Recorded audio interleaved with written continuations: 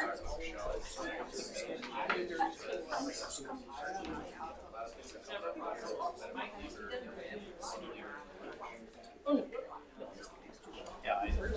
I was conveying my, I just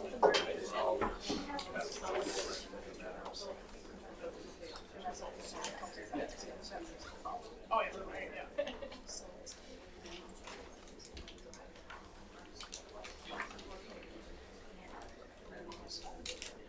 Good evening, everybody. I call this meeting to order. Let's stand for the Pledge of Allegiance.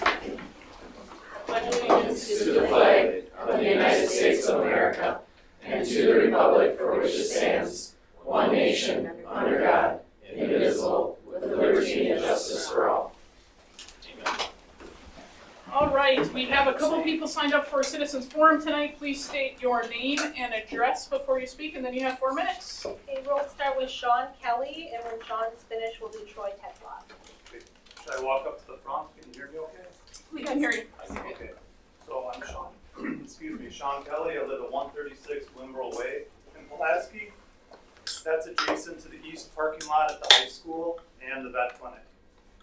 So we have a really good view of what happens in the parking lot, and I want to talk about the lack of safe behavior that's occurred this last year. I've had a lot of contact with district personnel. They've been really receptive, courteous, they've been interested in all of my concerns, but I fail to see a decent amount of progress in trying to curb this unsafe behavior. And some of the things that I've seen, I've watched a boy ride on the hood of a pickup truck in the parking lot. I've watched them ride on open tailgates, hanging out the passenger side of a moving pickup truck. I've watched them play chicken with each other, a boy standing in the parking lot with a truck playing chicken and then trade off. I've watched they ignore the stop sign regularly. They place pedestrians in danger. I've watched them almost hit my own daughters walking into the school. And that stretch behind those lots, they race through there, sometimes 35 miles an hour, ignore the stop sign, and proceed on out to St. Augustine there. So it's a major issue. Now I know there's been changes proposed to the handbook, but what I'm concerned with is that last year we had rules in place in the handbook that should have taken care of this, but they weren't enforced. So to me it seems like a really simple problem. This is unsafe behavior. We need to address it. There needs to be consequences. So I just want the board to be aware of what I've seen and what my concerns are, and I'll be eager to see how these new changes are implemented in this coming school year. There was a point where we had 45 straight minutes of engine revving and horn honking every morning. Thankfully that was addressed, but again, I'm watching every morning when I'm home, these boys are racing through the parking lot, putting other people at danger. So, I'm just eager to see what will be put in place next year. So, but again, I think the district has been pretty receptive to my concerns. They have made progress. I'd just like to see a little more. I'd like to see this resolved. So, thank you. Thank you. Thank you, Sean. Troy? I'm Troy Tetzloff, W1133 Middle Drive. I'm here for concerns on item number 15. I believe there's a vote tonight on item number 15. Am I right about that?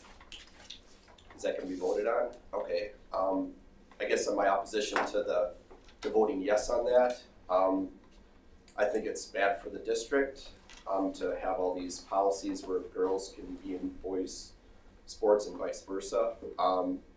I believe the majority of the district won't agree with that. I think it opens up a recipe for corruption where there will be sexual abuse or kids confused on what, maybe they're gonna identify as a girl because they think it's cool.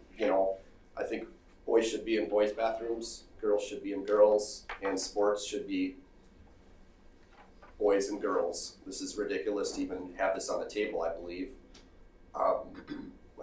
I really think it's a big topic. I'm surprised there's not more people here talking about it. I'm kind of surprised, but I really think if you think about our district and who we are, I don't think there's anybody, the very, very slim amount of people that would be for this. You know, a fraction of percent of the people that think this way we're accommodating by thinking of voting yes for this. So I just wanted everybody to know that I think I'm speaking for the majority of the district. So thank you. Thank you. Thank you, Thank Troy. you. All right, moving on to the consent agenda, I hereby move to adopt the consent agenda.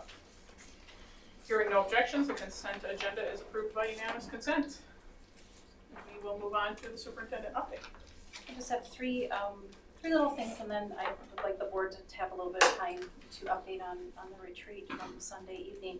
So just a reminder, just for families and the public, that our online registration actually opens July 22nd. A Skylert was sent out. Within that Skylert are some other reminders, like when family pictures will be taken at the high school, and so just if you haven't seen that Skylert, to please check your email for that. We've also been sending some updates as well out district-wide, to building level, if you're one of the buildings that has some construction happening, and what that parking is going to look like in the fall as school is starting. So we've been fortunate enough that as we're working with C.D. Smith, they always give a visualization of that as well. So it's like a little video that shows what that flow of the traffic is going to look like. You'll continue to see those throughout the summer months up until the start of school. As we know, this weekend is Polka Days, so there will be a lot of activity here in our community, and some of those pieces of traffic flow and movement, although this isn't a district, this is a community time for us, so a lot of our spaces are also utilized. Usually our parking lot at the middle school is a landing spot, and this year it will be the high school parking lot, where there'll be a landing spot for our parade and preparation for some of that. So if you're here in the community, that's just kind of a shout out that there will be more parking and congestion in the area around the high school this coming weekend. So actually starting Thursday, Friday, and then throughout. So lots of people here in the community. And then just we continue to do a lot of work here in the district. And one of the things that we took part in was Sunday evening. The board and myself, we met and had a couple hour session retreat, and just working on some of the planning forward work, and I'll tee it off to Jennifer and let her and the board discuss that. Excellent. So first of all, 100% attendance by our board, so thank you for that. I appreciate that. I think that speaks volumes to where we're all at on working together. We had some great conversations to help us align, get to know each other and our role on the board. Why we're all here, Allison and the board were able to give each other some feedback. We had some candid conversations, that was helpful. So the board is committed to help the administration reach their 2 goals this year. I don't know if those are out there for everybody so we talked a little bit about that. We won't go into details, but a couple things the board is also committed to that I would like everybody to know. We'll do at least 3 more board retreats this year to stay aligned. I think that was a powerful process for us to have some time, to have some conversations, to brainstorm a little bit more off the record, a little bit more candid. It was good for us. I think we made some progress, and looking at our surveys, board is not all that favorable in the eyes of some of the staff and community, so I think we have some work to do, and we're committed to doing that, and we did it, we started it. So we'll continue to work. We've also all agreed to job shadow, so we have all agreed to be in the buildings. We're going to shadow staff, we're going to shadow students. We'll spend a day with a student, and 100% of the board is committed to doing that as well. So that will give us some really great insight, I think. And we're also working on protecting our 6 workshops this year. So we have business meetings. Tonight's a business meeting where we vote on a lot of stuff. We talk about a lot of stuff that needs action. We're going to do a better job of protecting our workshop meetings to really just learn, interact with the staff that we see here, allow them to present to us. We'll give them some topics we want to learn about. So those 6 workshop meetings, hopefully we will not have action items on there. We'll also get out to some of the other buildings at those workshop meetings, so we'll take the show on the road a little bit. And yeah, that's it. What do you guys have to say? Anybody else want to add anything? I think you covered it, well done. No.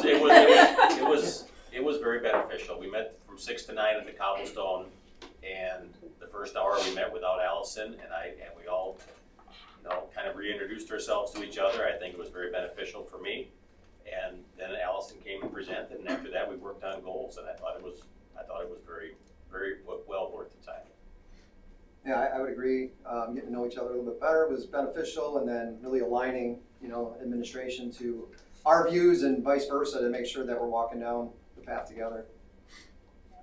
I would agree. Just getting our goals aligned with the administration is, I think it speaks volume to where the board wants to support our admin, our staff. So that was really great. I think it was a great opportunity to get personal and real. When you work together, and you guys that work together, you know that. You can work together every day, but if you don't know anything about the other person other than what you see right in a public board meeting, you don't have the in-depth feelings of understanding. And I think it was real important for that. It was good. All right, very good. Okay, I don't have anything else on mine. Is Rob within the meeting? Is Rob in the meeting? Okay, not yet. So what I would suggest, school perceptions will be with us virtually tonight, but as they're running a lot of meetings right now as well, so I'm not sure if Rob is finishing up one or when he will jump on, so I can do a quick email out to him.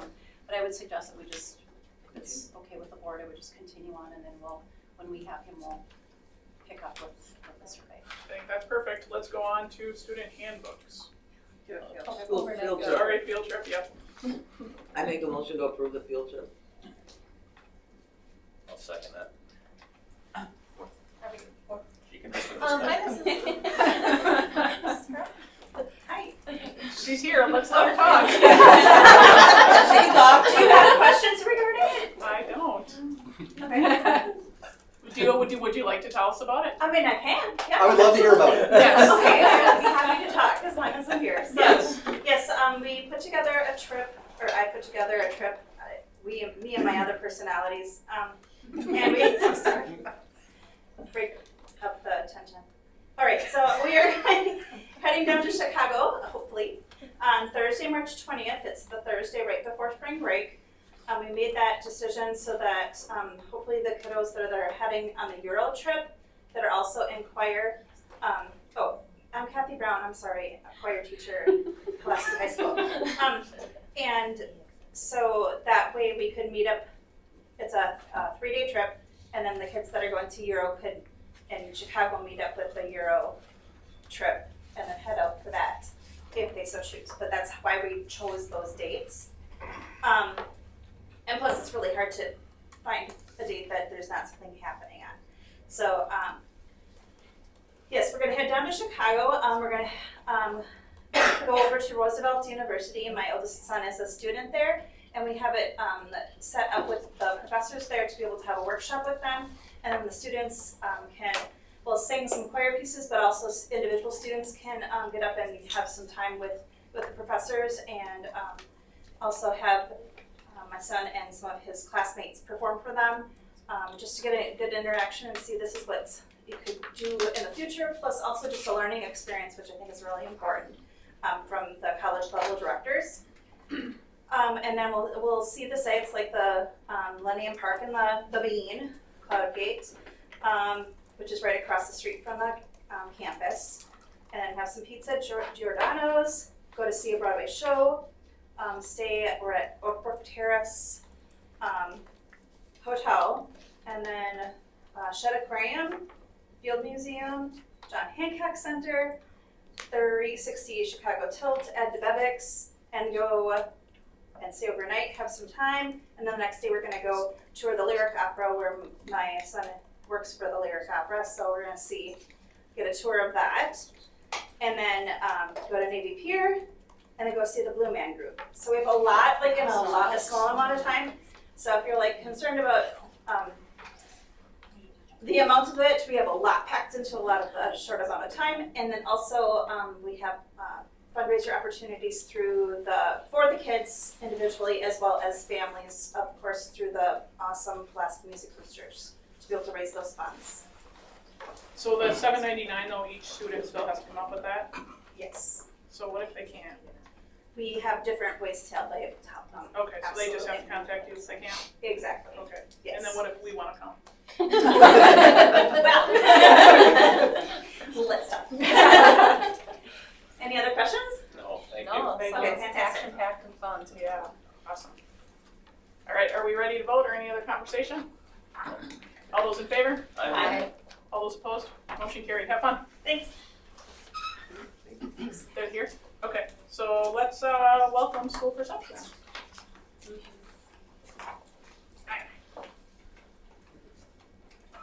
a good view of your screen. Do we have to get some echo behind me?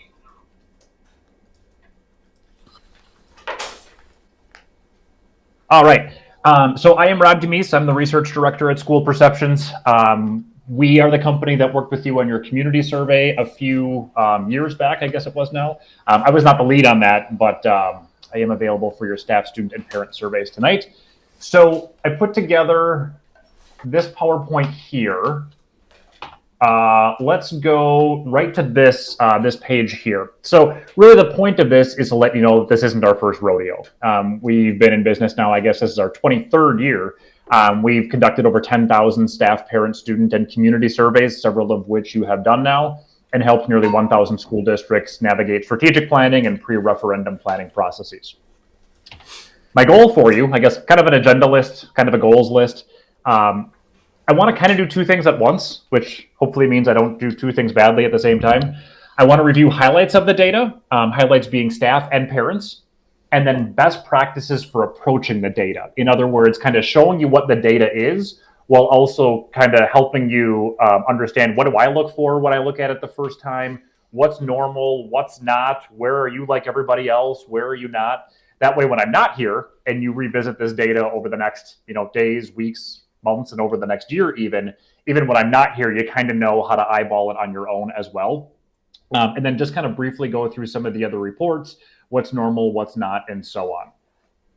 So without further ado, let's go into your staff survey. Your staff survey closed up kind of the middle of this spring, April 22nd, with a total of 454 total respondents. You were actually slightly above an average response rate. So if you're looking at what's normal, before I had this slide up, if you would have asked me what's normal, I would have told you 60 to 75%. It usually hovers about 2/3 of staff take the survey. In this case, you're at 78%, so you're above normal. That's good news. And then the other question, or I guess two other questions related to demographics. At which location do you spend the most time? And what best describes your position? So two notes about that slide here. I guess the two slides. For those folks who have access to the data, it can disaggregate in a pretty powerful way, but there are also some pretty powerful roadblocks that we put up as well to make sure that the data stays confidential. In other words, by the way, this goes for me and for you. I don't get any special privileges as a school perceptions employee. So if I disaggregate to a pool of people that is 5 or fewer, so say I want to look at paraprofessionals at Hillcrest Elementary, or support staff for administration, specifically at Hillcrest Elementary. If you don't have a pool of people that's at least 5 that's self-identified as being there and being one of those employee groups, our system's going to say, no, I'm sorry. You might find out who they are. That will break confidentiality. And we're going to put big red letters up on your screen that says, no, we're not going to show you that data. So I don't spend a whole lot of time talking about the location and the position just to say that it's available to you. You can combine any of the questions that are in your survey to dig pretty deep. But if you go one step too far and disaggregate too far, our system will stop you. The first part for your staff survey, we begin with the indexes. So what the heck are these things? Indexes are designed to provide educational leaders like yourselves with a snapshot of survey results. So the indexes that I'm going to show you in just a minute, key questions within the survey are used to build each index score. So I'm going to pull these up, but before I talk about the data, how do you use these things? Well, in my mind, there's a couple of ways. One, it's just a really nice way to know from a 30,000 foot view, how are we doing? The other way that I've seen districts use them is they eventually become a pillar of their strategic plan, kind of a ready-made quantifiable pillar that they can use year in and year out to see if they're making progress. So as opposed to making their own where they may or may not get comparisons once they change something, here, they might say, we really want to make sure that students are accepted and respected and welcomed, and that school is a welcoming environment for them. There are some indexes that are common between staff, between parents, and then between students as well. So you can kind of you have a ready-made measure to understand whether you're making progress on that goal. So that's the second way, is just as a part of a pillar as you move forward for a long-term plan.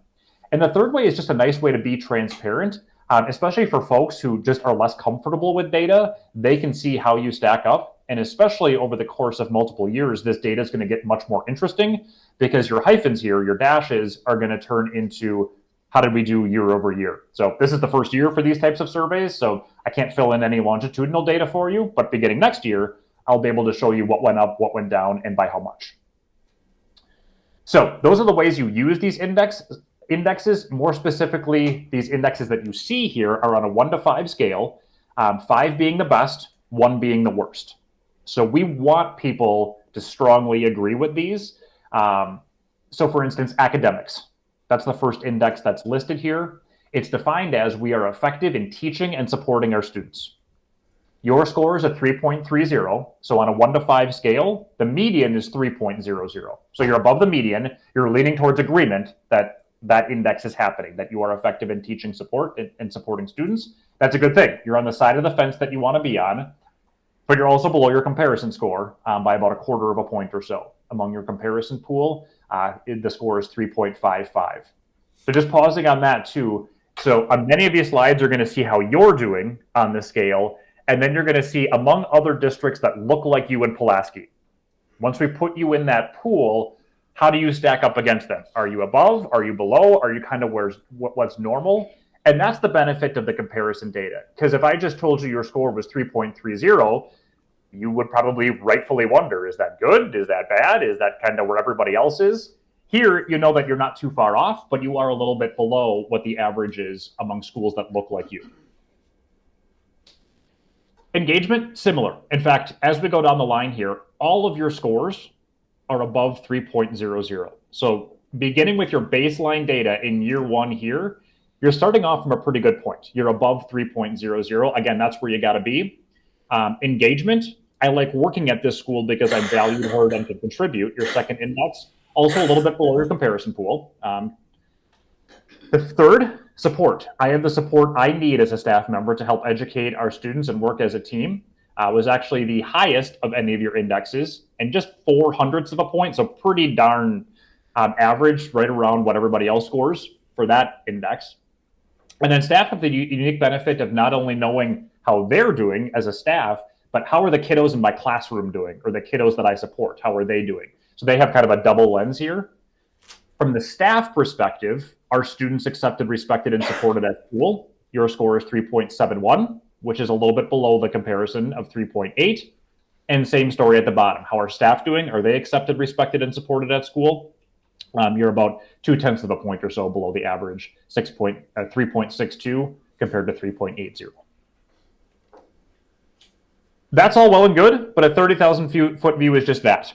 It's a broad level. So let's go into that funnel a little bit. I guess I'm mixing my metaphors here. Let's go a little bit deeper. Let's see how some of these items that feed these indexes, how are they doing? Same scale.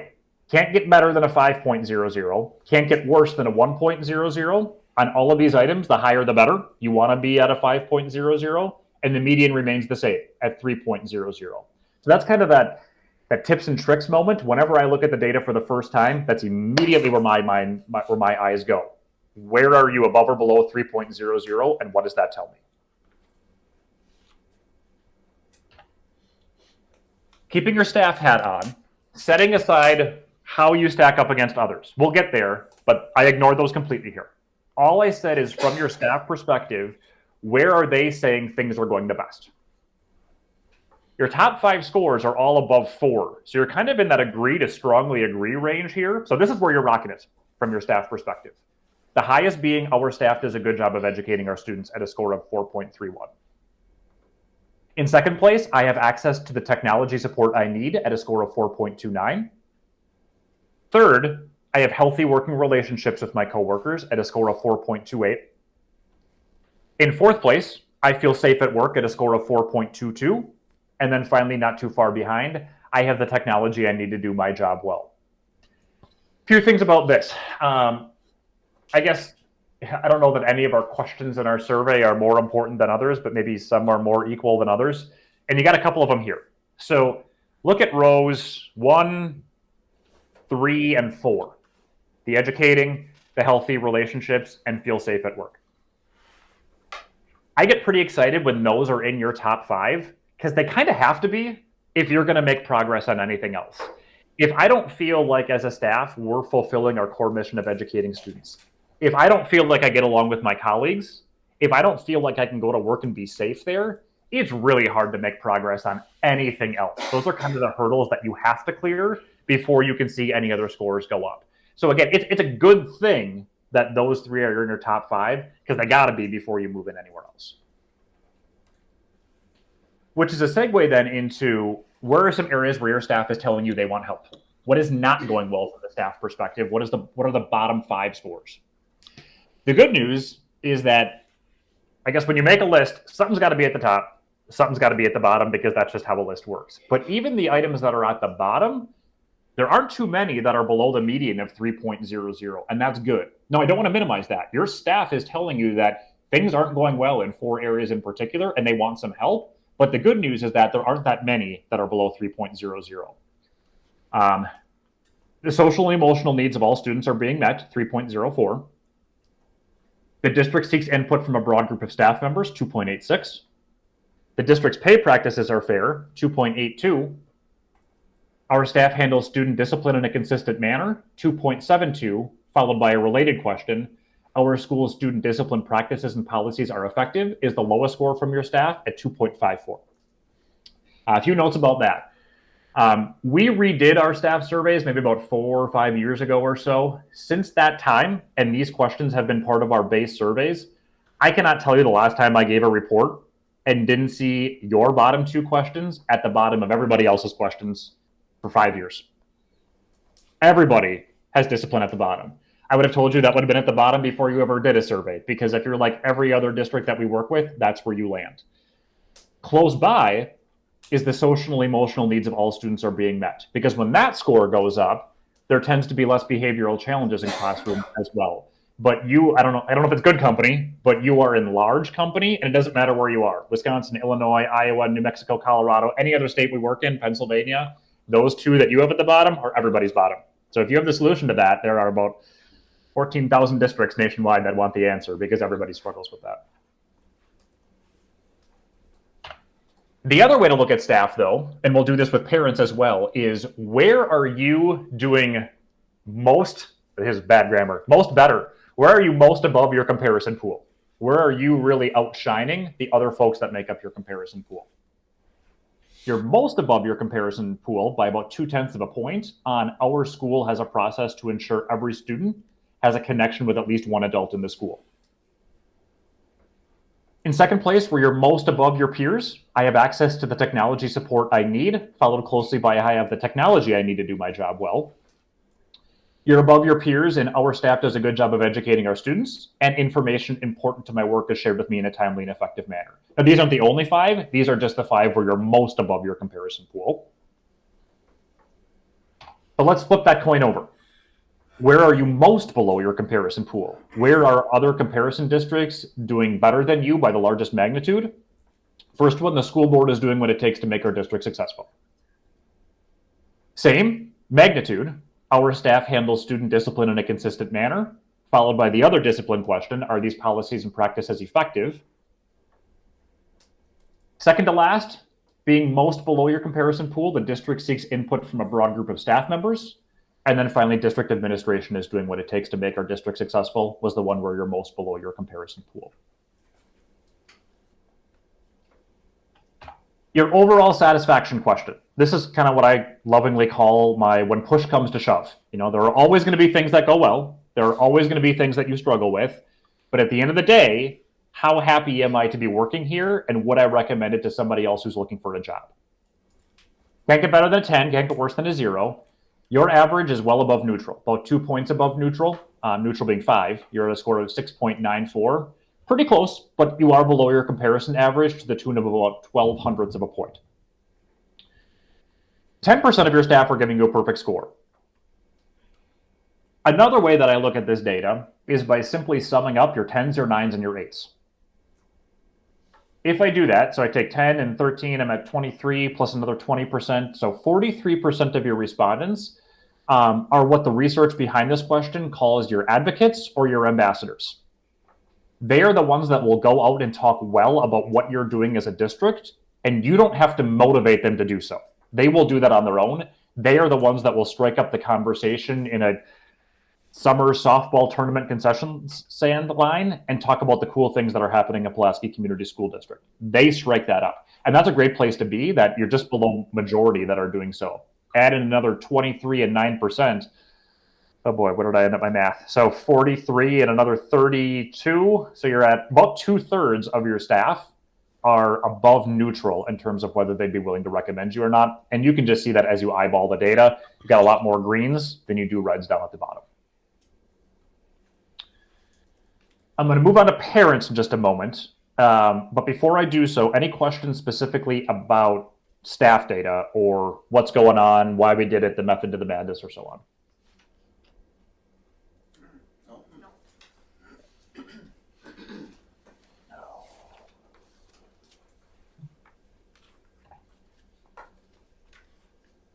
All right. Parents, their deadline was May 3rd. In this case, average participation rate is about 1/4 to 1/3. Again, you're kind of right in the middle there, lower average, nothing to write home about. And you got more than enough respondents to be able to extrapolate this data to your district. You were just under 1,000. Same idea here, though. So I wanted to point out that one demographic question was, where do my kids go to school? Obviously, I could have more than one kid, so it purposely doesn't add up to 100%. And same thing with grade level of your children. Obviously, I could have more than one kid, so it doesn't add up to 100% again. You could look at the services that these that parents of kiddos in these various areas have. And then there's a racial question as well. So I fly through this demographic question just to say, once again, the same thing holds up for staff as it does for parents. If I say I want to see, parents who identify as white who are enrolled in, Hillcrest, and they have a 5th grader, and that student is in special ed. I don't know how many you have, but if it's below 5, our system's going to say, nope, I'm not going to show you that data. When you get a little broader, though, it can be really helpful, to say how do parents with kiddos in special ed, do they have a different level of engagement than kiddos who don't have a kiddo who doesn't receive special ed services. So go pretty deep, but our system will stop you to not break confidentiality. For your parent survey indexes, exact same idea here. 30,000 foot view, overall, how are we doing? Quick snapshot on the same scale. 1 to 5, higher the better. Once again, very much like your staff, you're north of 3 on all of your indexes. And some of these are getting pretty high here as you get I consider a high score when you're around the 4s. That just isn't all that common when I get to preface a score by 4. And you're pretty close to that, especially with the number of parents that you surveyed here. So that's pretty exciting. You're below average on a couple, you're above average on 1, and then you're pretty close to the others in your comparison pool on the other handful that you have. So the first one, informed. I am kept up to date on my child's progress and what's happening at school. Below your comparison pool by 0.07 of a point. Exact same as your comparison pool. You are performing no better and no worse. I am welcomed, respected, and part of the school community. 0.08 of a point below. My child's school is effective in helping them learn, develop, and succeed. By a hair above, but pretty darn right on target with everybody else is, where everybody else is. My child feels safe and supported at school.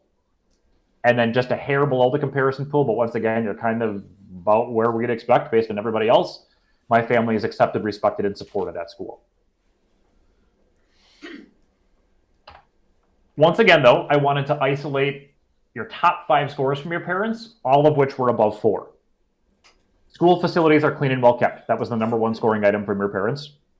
Followed closely by I feel welcomed in my child's school. My child feels safe at school at a score of 4.15. School staff treat my child with dignity, respect, and fairness, 4.11. And then finally, overall, my child is able to handle the emotional challenges of school, 4.00. When we made a list for your parents, what's at the bottom? The good news here is that none of your scores are above 3.0. So even the bottom of the pile from your parents, they still lean towards agreement. And that's not necessarily normal at all. Typically, when we do a parent survey, there's a handful of items where as a district, your parents will lean towards disagree. That's not you. So that's good news here. Even your quote unquote worst item is north of the median and still leaning towards agreement. Nevertheless, what are those 5 bottom scoring items? I have opportunities to provide feedback to school and teachers. Leadership is doing what it takes to make our district successful. The district is heading in the right direction. The school board is doing what it takes to make our district successful.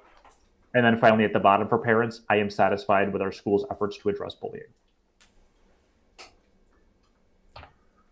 From a parent perspective, where are you most above your peers? I feel welcome in my child's school. You're 0.08 of a point away from where everybody else in your pool is. My child feels safe at school.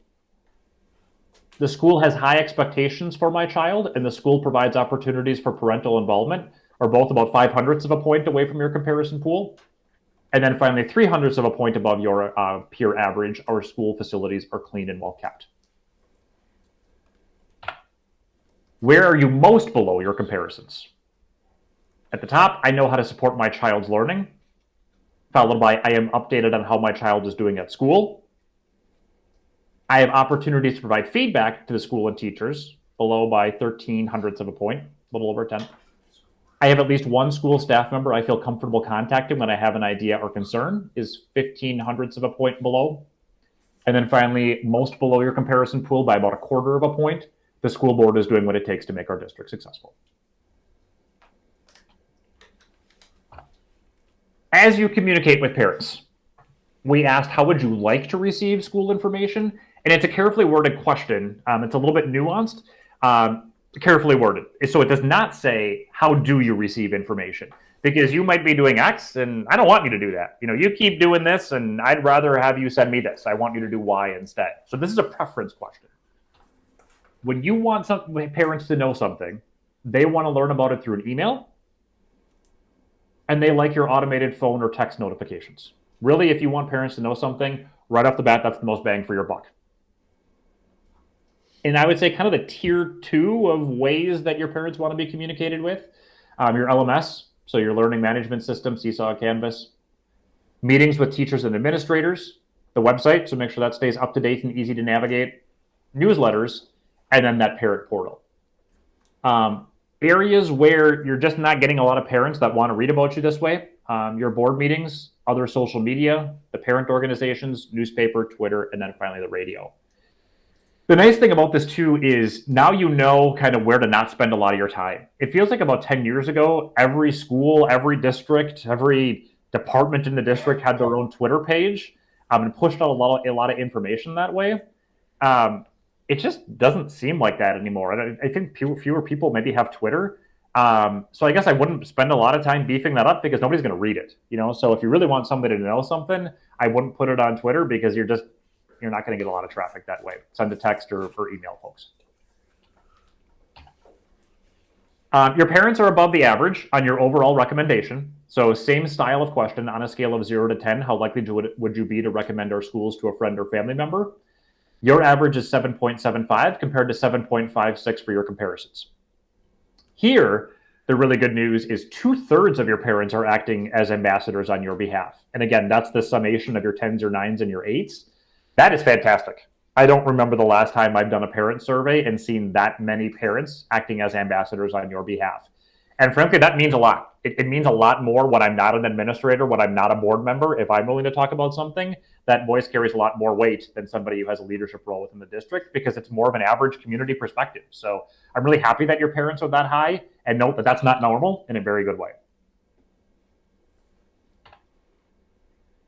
Finally then, the last bit of data, planning priorities. Please choose up to 4 areas that you believe we should focus our planning efforts. This type of question was asked for both staff and parents, but they didn't have the same list.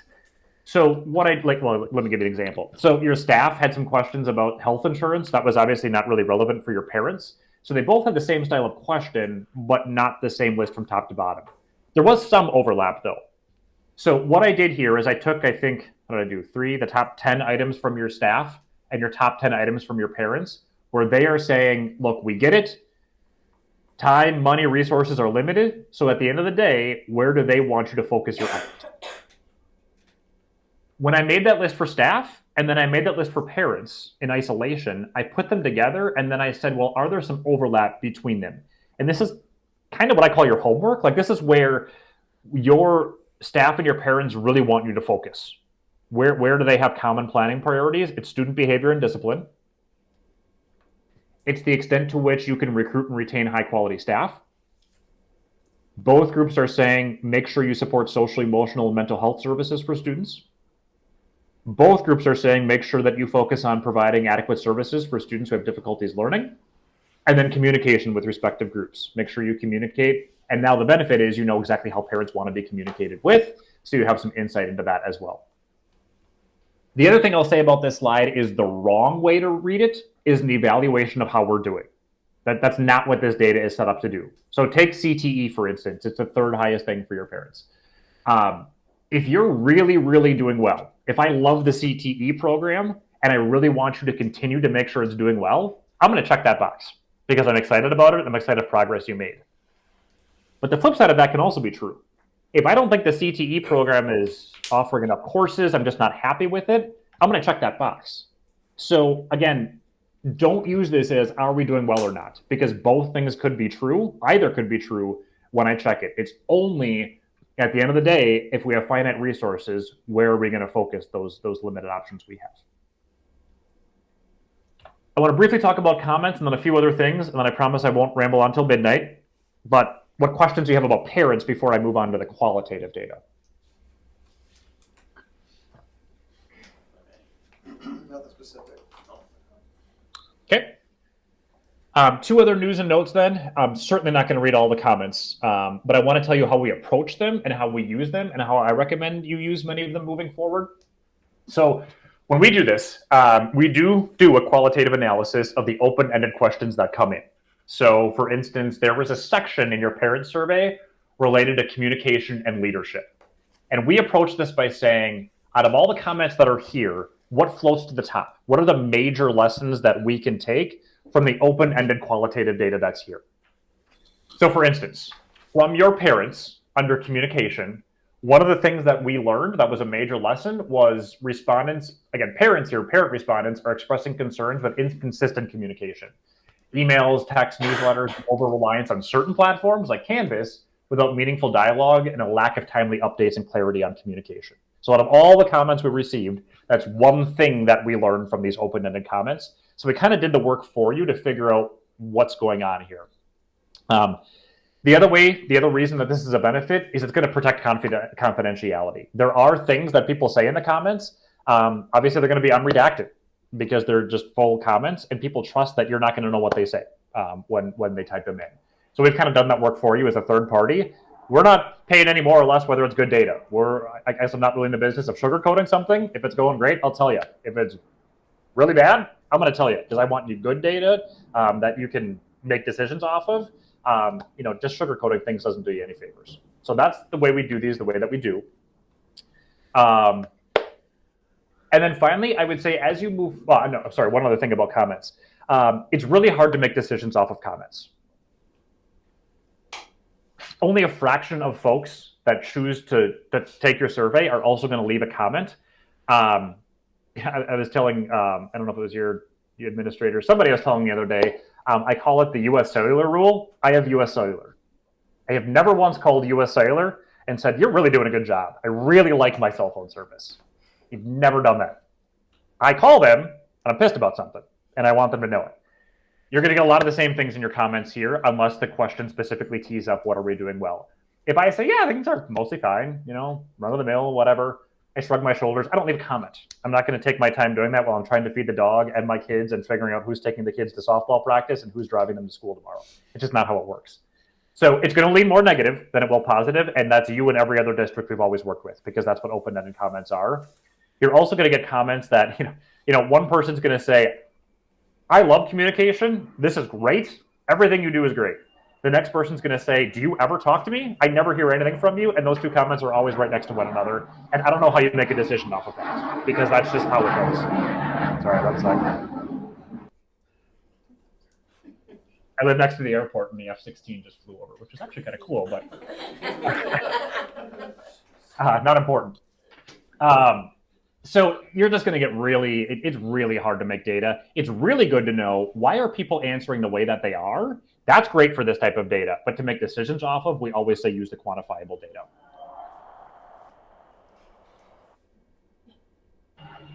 Okay. All right. Last thing, I would say as you move forward, I know I talked to Allison. I know that your administrators have a lot of plans for what's going on here. I think you're in pretty good shape in terms of the data that you have to be able to move forward. In actuality, you as a board actually have more data than what's normal. I know you have the school level data at this point. Typically, boards only get the PowerPoint that I presented tonight, and then the comment theme analyses here. So I think you're in pretty good shape to dig pretty deeply into the data. Any further than that, and we get a little nervous.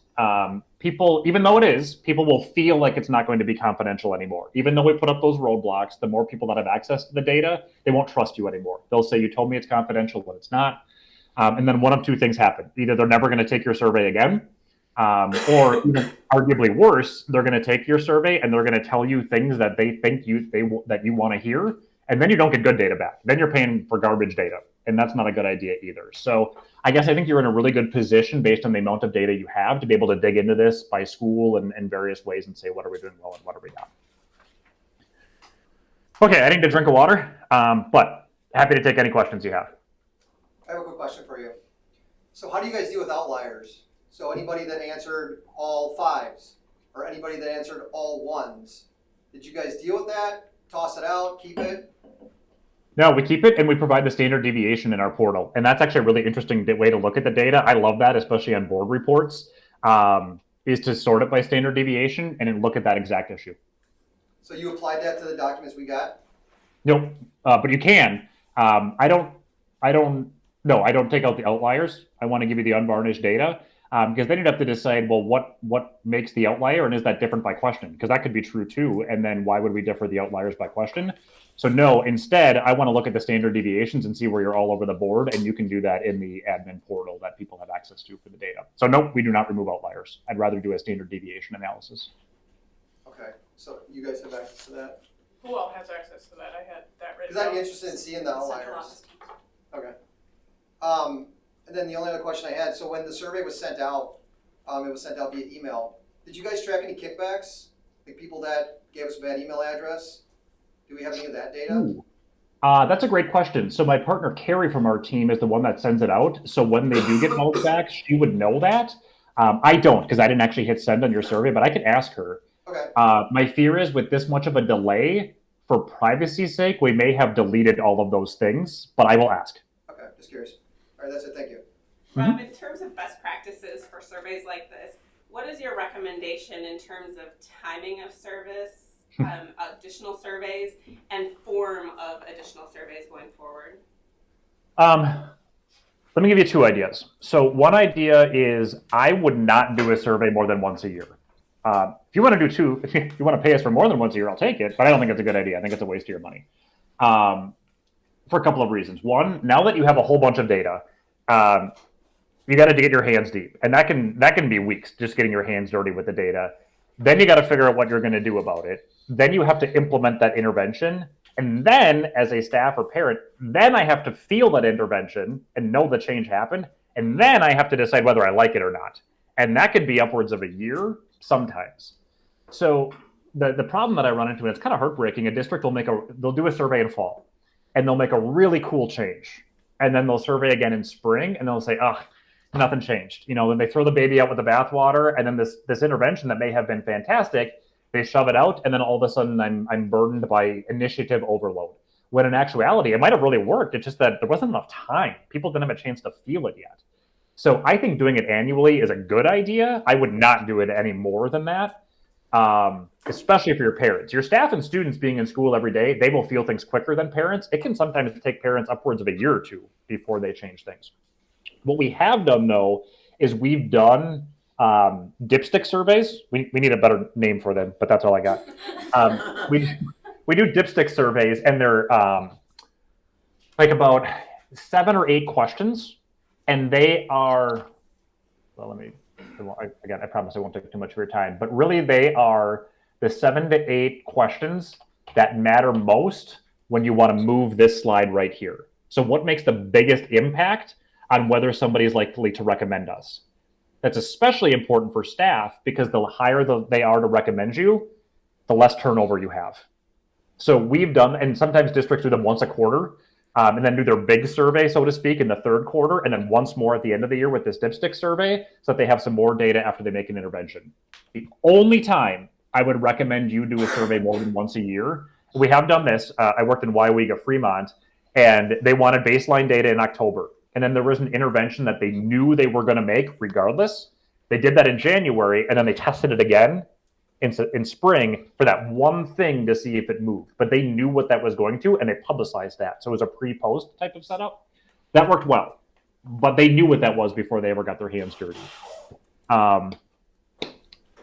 Once a year, and then I would say just follow on the same kind of thing. You know, we have some districts that will do a spring survey and then a fall survey, and then they do it in December. And I think that's a really bad idea too, because I used to teach before I'm a recovering high school social studies teacher. How I feel during homecoming is vastly different than how I feel on December 23rd and then the middle of February when there's like 5 hours of daylight and I'm never outside, and then it's after spring break and I feel pretty good again. There's not a best time to do a survey, but whenever you do it is the best time. So if you always do it in April, do it always in April. If you always do it the week after homecoming, just do that every year, and you're never going to have a perfect time. There are just worse times than others. And in terms of the form of the survey, do you keep it consistent so that you have comparable data, or do you focus in on some of the issues that we saw at the bottom or some of the asks of the parents and staff? Yes. We pretty much keep the survey the same so that you know year in and year out where are we making progress and where are we not. But if there's an area that you want to hone in on, which is perfectly reasonable, like we worked with Spooner earlier this year and they redid their compensation model or were doing something with their benefits. So they said, well, let's ask some specific extra questions for those folks who are on a different salary schedule. And then their salary or their survey was expanded a little bit to specifically test that. I think that's a really good idea. I think that's a smart thing to do because then it shows that you're listening and using the data. Because outside of when I get the survey, the other two major things on whether I'm willing to respond is it confidential, and then how long is it? So again, when I was teaching, days that I could go to the bathroom and eat lunch were a pretty good day. So I would guess, I would say add questions, but I guess we'll just push you to be judicious in how many you add so that we don't get to the point where your response rates plummet just because it's too long. But I would say go for it. If you want to test a change, we'll make sure it gets in there. Thank you. Yeah, just to your comment about we're an anomaly around getting the building level data. I mean, after looking at that and the presentation, I think there's a lot of value in the building level data for us. Because while it's a good representation on the slide deck, it doesn't show each building the way we need to see it.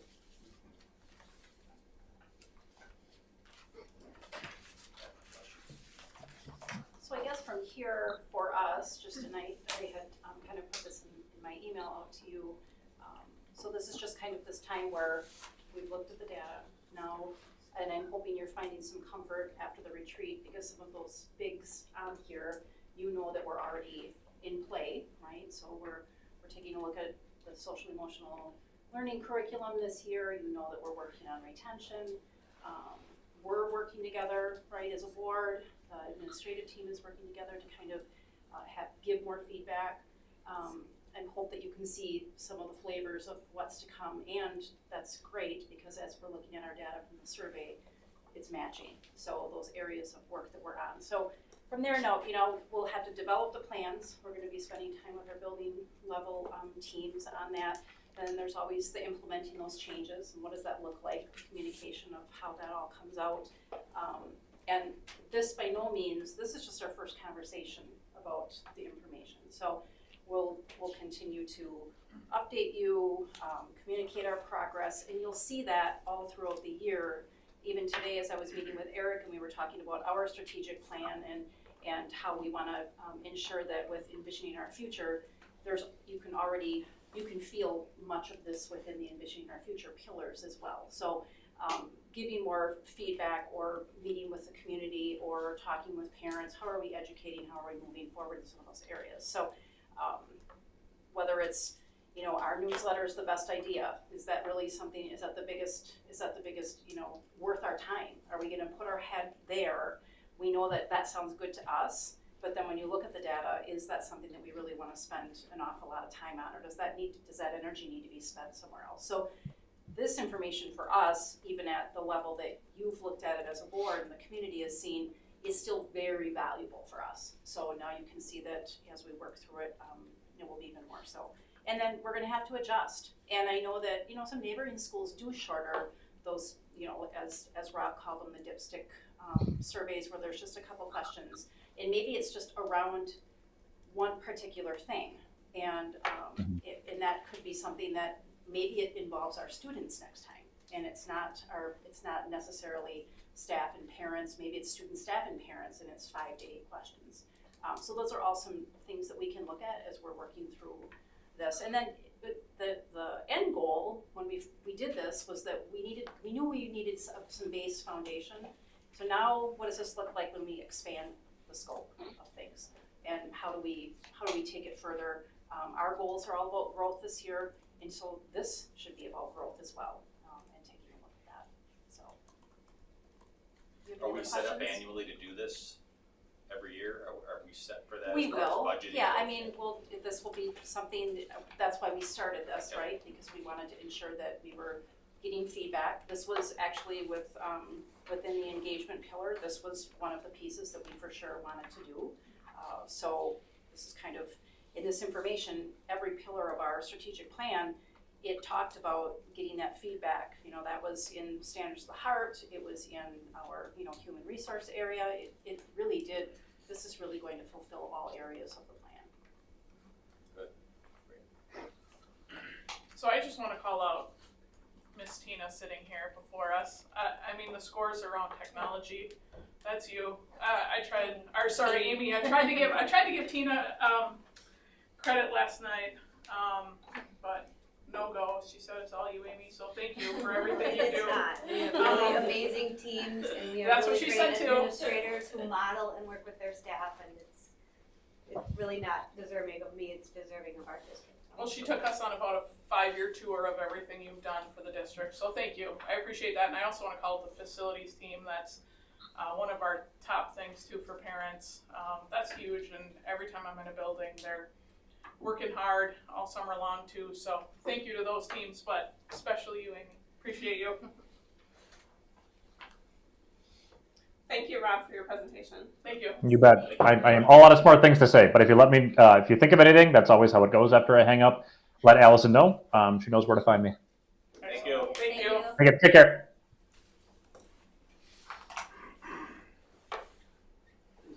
All right, any other conversation around that? Are we good? I said he was easy listening. Yeah. Yeah. Yeah, I agree. All right, let's go into student handbooks.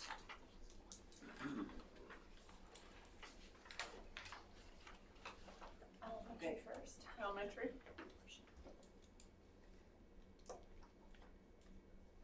Is anybody presenting on those? Talking about them? Are we just approving I them? think it was just the memo that each of them supplied that had the changes, and then if you had any questions. Anybody have any questions? I do. Okay, In fact, I let's do. start with elementary then. I don't have any on the elementary handbook. Should we pass the elementary then? Should we? They're all separate motions. Yeah, so we Yes. can, does somebody want to move to approve that one then? Make a motion to approve the elementary handbook as presented. I'll second. I'm gonna- All right, we have a motion and a second. Any conversation around that? All those in favor? Aye. All those opposed? Motion carried. Middle school handbook. Just a couple minor modifications on page 57. It references the use of tobacco and nicotine being 18 years. It's actually 21 now. So we need to modify that. And on page 14, it talked about guest bus riders. And it referenced the wrong years. And we actually fixed that already. You Okay. noticed that too. It said 23-24 versus 24-25. Thank you. Yeah, and I'm trying to find it. I made a note. It's around weapons. It defines what a weapon is. And similar to the high school handbook, which I'll talk about when we get to the high school one, it really leaves, may also, so the district administrator will refer any student who violates this policy to the student's parents and may also refer to law enforcement. I don't believe that should be a may also. If there's a weapon violation on our school property, it shouldn't really be left in the hands of administration. It should be a call to law enforcement. That's my opinion. I mean, because it clearly identifies what a weapon is. So there should be no question on that. And that's my feedback on the middle school. What does it define weapons as? It's on page 58. Yeah, 58 is the If you wanna look at definition, it specifically. and page 59 is the statement. I think, didn't we even change that in our policy about weapons? Well, Not yet.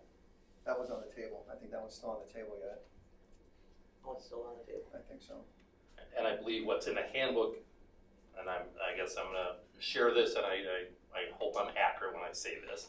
I believe we use the verbiage right from policy, so I wonder if it doesn't still say may, and then Yeah, because obviously. we had a big discussion of it over policy, so, I think that might be one of the policies where we so if you took it right from the current policy, that's. Correct, so I'm not, and again, I'm not betting my house that that's it, but that's what my belief That makes is that it uses the same verbiage Agreed. right now. That is correct. Okay, Agreed. So when we get to that policy review and approve it, if we change it, it'll have to be modified in the handbook. and one of the things that we, just FYI, that we do, if you look on the cover of ours, we always put a little disclaimer that this is as current as the, of the action of the board, but things change throughout, and then we will update it. The online version would be, updated Supersede. as, yeah, exactly. Okay. So if both are changed tonight, are you good to make the change in the physical handbook?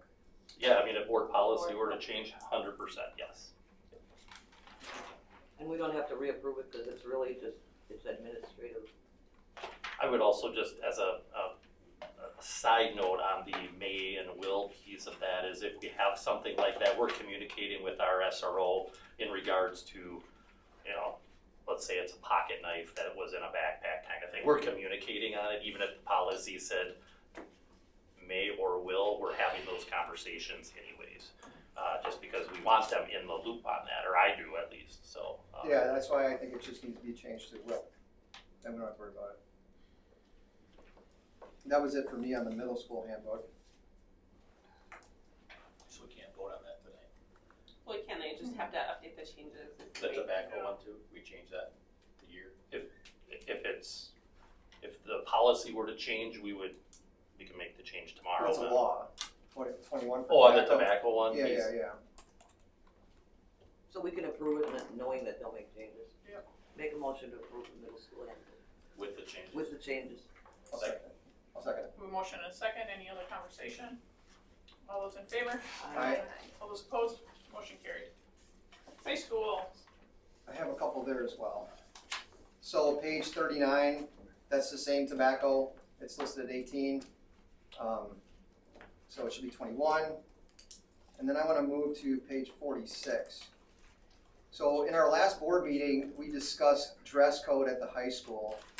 And Brooke gave an explanation on certain things. And then I read the handbook in preparation for this meeting.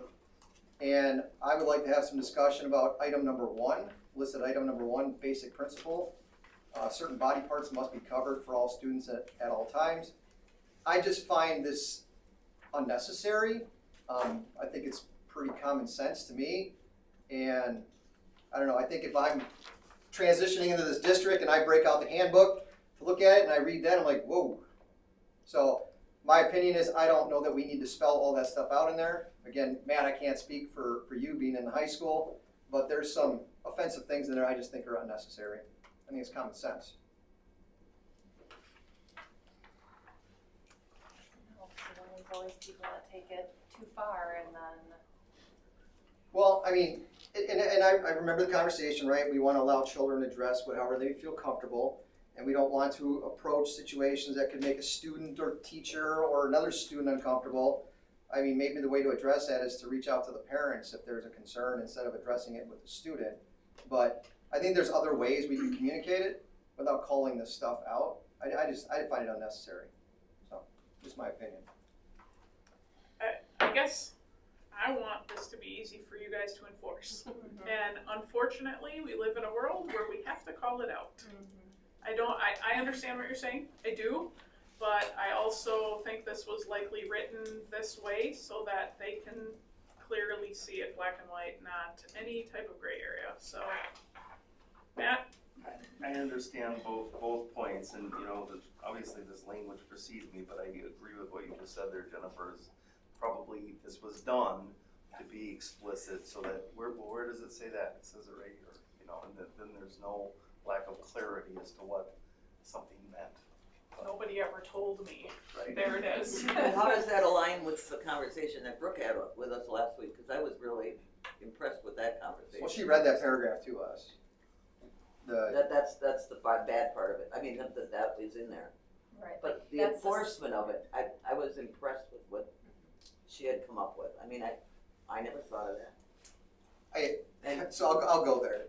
I mean, if we have a student walking around with their genitals out and Matt pulls them in the office and says, hey, you can't do that, and they say, oh, I didn't know that, I mean, that's just like a phone call to the parents immediately. I just really don't understand why we feel that we need to call out genitals, buttocks, all the other stuff. To me, it's common sense. And if we can't surpass common sense and not publish this stuff, I mean, we have students of all ages reading this stuff. It's published online. Again, I struggle with it. And I actually made a note, because in our last meeting we talked about our role is to prepare our children for the workforce or for college.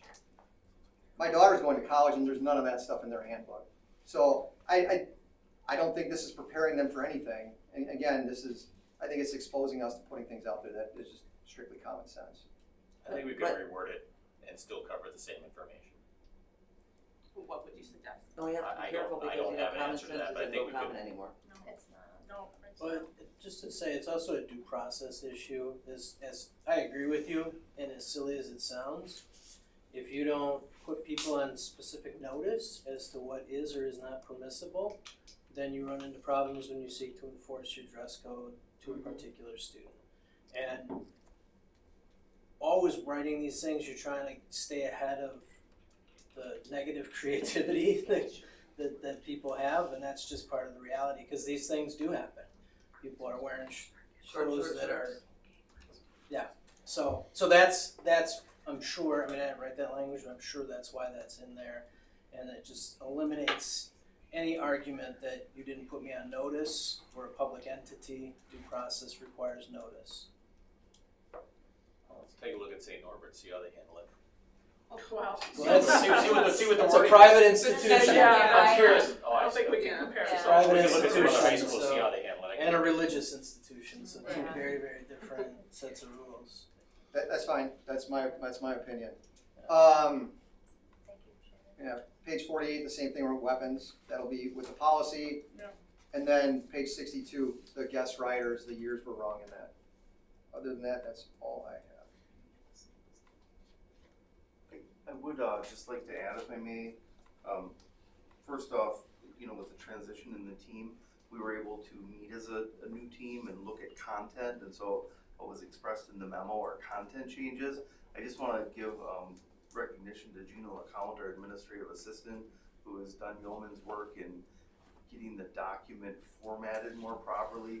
So even as we sit here right now, and the printed copy I have, I think is a cleaner copy than what you might see.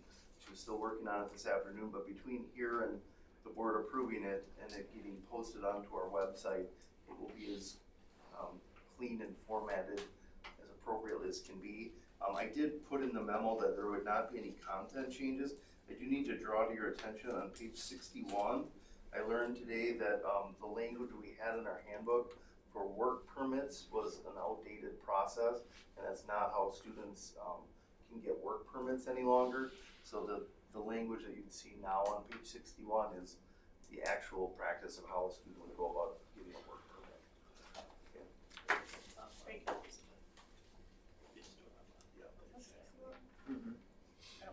It wasn't on page 61, you know? It is, so it's physical, page 61, virtual, page 62, at the top. I had to look at this. The last item in section 6. Yeah. It's one off because of the cover page. Thank you for all the work you did on the Speak Up, Speak Out as well, Pat. Appreciate welcome. that. I might wanna just add too, we haven't had training yet for Raptor. So the FAQs that we have in there that actually came from Raptor, we do need to just solidify some of those. And as Dana and I were kind of looking at the handbooks, we thought, oh, maybe it's kind of awkward to have the FAQs in that handbook, but it's new. So I don't, we wanted to ensure that if parents want to read that information, they have those right there. In the future, we may pull those FAQs off of there and have them housed at a better spot, but we're trying to ensure that as many places as possible, we have information for families, and for, just so that people understand what Raptor is and how that is. And there also may be some changes with those FAQs once we do the trainings with our secretaries in the buildings. So that could be an update, just a notification to let you guys know that some of those things may change. So that just hasn't happened yet, but we wanted to ensure that we have this language in here now, on your initial approval of the handbooks tonight. Just so you're aware of So that. I make a motion, we approve the high school. Can I second? Go ahead, See, Matt. talk in between. Okay, go ahead. We have a motion, do a second. I'll second. Motion and a second, go ahead. So Matt, in reference to the community forum conversation around Revit motors and all of that, is it clearly spelled out in here? Like those kind of behaviors? Because I'll go back to Jeff's statement, if we don't clearly call those out, how do we hold people accountable? Yeah, and so that one is number 12 in the memo. And so that language, that number 6, says, in the display of courtesy and consideration toward others, because that's language right out of the board policy. What does that mean, right? So we're spelling out what that means. It says, includes that there will be no unnecessary or excessive horn blowing, revving of engines, squealing of tires, or otherwise disorderly conduct with the vehicle. So I think, the issue Mr. Kelly brought to light today, and this speaks directly to that, and this will be in the handbook that through the OLR. Parents will be signing off. I've read this, I understand this. We're gonna get this out in the fall newsletter to families, and then this will be part of what's communicated to students right in the first day homeroom behavioral expectations information as well. Okay, all right, great, thank you. And all the consequences are right there too, so. Yeah, Perfect. and just some of the planning moving forward with our parking lots, we are working on that. That's an actionable plan, very recent, and you'll probably be getting some updates from me here in the next week. Sounds good, thank you. All right, we have a motion and a second. Any other conversation? All those in favor? Aye. All those opposed? Motion carried. Thank you for all your hard work on those handbooks. Now we are on to the Keel agreement. Is that you, Amy? Yeah. Perfect. So Keel is one of the intergovernmental contracts that you assign or you approve each year. So this is an agreement with the Keel School District that provides our virtual learning program for our students. On box you have a memo with enrollment and timeline for this coming school year, as well as the agreement. So if you have any questions, I'm happy to answer them, but we're hoping to continue this program. Amy, you're still finding value in this program for the students that want to participate. Have you gotten feedback from those families in terms of what their experience has been? Yeah, I mean, I think overall it's not for every student, but it's a really good option for some students.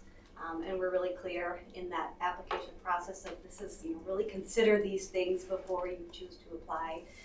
Katie Schluter is our coordinator, and she does an excellent job of communicating with the students and the families, and oftentimes has meets with them throughout just to make sure that they're on target and answers parent questions as they come about. So there's really good communication within that program. Amy, how do we promote this program? I don't want to say promote because like you said, it's not for everybody, but I also know we have a lot of parents using other online programs. How do we get the word out that we have our own option?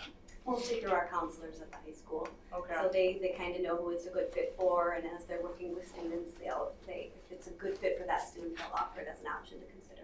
Is it something that we have on our website anywhere, or should we? I should know that answer. Yeah. I'll look at that. Okay. Yeah, that'd be awesome. I just know that there's families utilizing other programs, and this might be a better fit for them or an easier fit. And some people don't even know that it's an option, so let's make sure they do. That'd be awesome. All right, and then we have 2 on our agenda here. One's optional. Yeah, So- so you will have to either read the resolution or you'll have to waive the reading of the resolution. I make a motion to waive. I will second that. All right, we can always count on Barb for that. Any other conversation about that? All those in favor? Aye. All those opposed? Motion carried. So then I'll make a motion to approve the Kiel agreement as presented. I'll second it. we have a motion and a second. Any other conversation? All those in favor? Aye. All those opposed? Motion carried. All right, academic standards. One of the things that always happens in the July board meeting is the approval of academic standards requirements. And so you can see the resolution that you would be approving basically states that for the 2024-25 school year, our instruction in the district is based on our adopted Pulaski academic standards, and those are driven or are for math, literacy, science, and social studies, which is what the state law says we have to approve for. And then it just states that we use or we guide our practice and our standards through, they might be state standards, they might be national standards, and they sometimes are professional organization standards. So for instance, our art, they tend to lean towards the national standards. Music has also some professional standards that they like to incorporate into their curriculum as well. But most of ours are state standards, especially in math and literacy, social studies, and science would be the ones that we follow. We do keep that up to date, so it's in the annual notices that go out in August within Pulaski News and are posted on our website. And then also through our individual teaching and learning department website, we also acknowledge what those are, the learning targets, so that parents always have access to that. So those are the ways that we ensure we are meeting the letter of the law and sharing, and so parents have access to that. Any questions for her? I'll make a motion to approve the academic standards as presented. Second. We have a motion and a second. Any other conversation? All those in favor? Aye. All those opposed? Motion carried. Thank you, Jenny. Are you doing the next one too? Yep. Okay. So then, I think this is the third year that we have brought this to the board. It basically came about that we kept this document, and we were updating it, but we weren't, it wasn't brought to the board for approval. And based on the WASB focus that came out in March of 2022, which kind of talked about that there were a lot of antiquated old policies and procedures around this process, we went through and we made some updates to that. So we brought that forward to you, and we basically, there were 3 things in that July 2022 board meeting that we were asked to do, to always provide that as part of our academic standards, to let you know what those adopted curriculum resources were. And now, we're so much with the digital resources, so that's included as well. And then that you would assign administrative responsibility to the teaching and learning department to do that annual review. So we send it out to our department chairs, just to make sure that there's not anything that we didn't miss, that they might have changed or they might have moved to. And some specific examples of where that happens is our transcribed courses with NWTC or with St. Norbert College. So we might have not brought it to you and said we were adopting it, but I'll give you the example of accounting this year with our business department. She reached out after she went to the spring meeting in order for us to have that as a transcribed course. They were changing resources, which meant we had to change resources as well. So we did note that on here, that change is happening. But we didn't bring that to you for formal approval because of it being an outside. Otherwise, our kids couldn't get the transcribed credits and we wouldn't be able to offer that course. And then just that annual review that we brought it to you. in July, and that you've at least seen it. So that was linked in here and attached.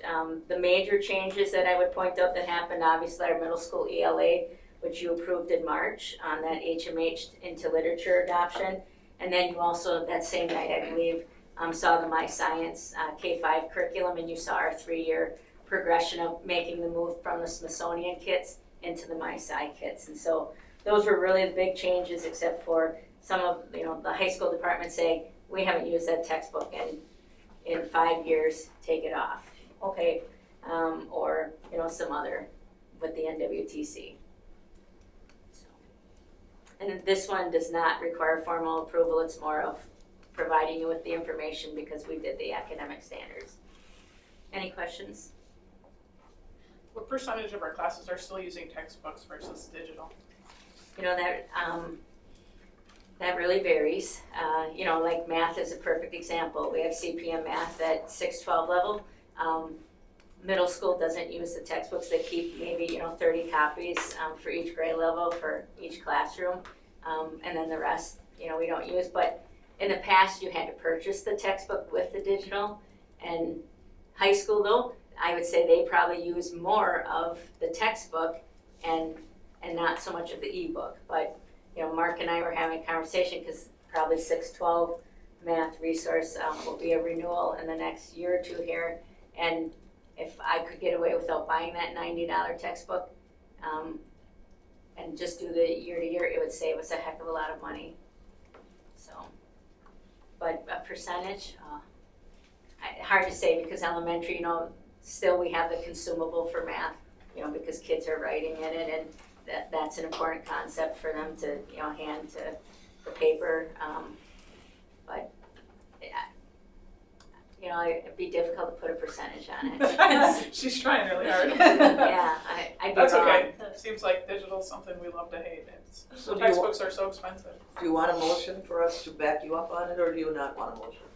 I don't think in the last 2 years we haven't approved it, so. Doesn't look like we need one. I really like that it shows hard copy, digital copy, Yeah. both. Like, I really like that in this, so if I had any feedback, I'd say that's great. Yeah, and then one thing that I would note that happened this year was some subscriptions, especially on AP classes, ran out on certain parts, so, and I didn't realize that's what department chairs made a change on. So when I say that there were changes with subscription, it was pretty much that.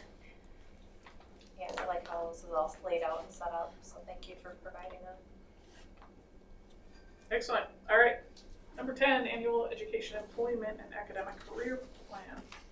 That's me, way back here. Oh, all right. I wanted to make Matt feel welcome, so I didn't want him to sit by himself. Oh, thank you. So one of my roles is I work with our school counselors across the district, and every year we have to bring to you the Education for Employment and Academic Career Plan. With that is really looking at how our students are engaging in their work of future planning, whether that's careers or college or universities, employment, whatever that might be. I sent you the memo, you have the plan, you do have to approve that plan tonight. But just a couple of highlights.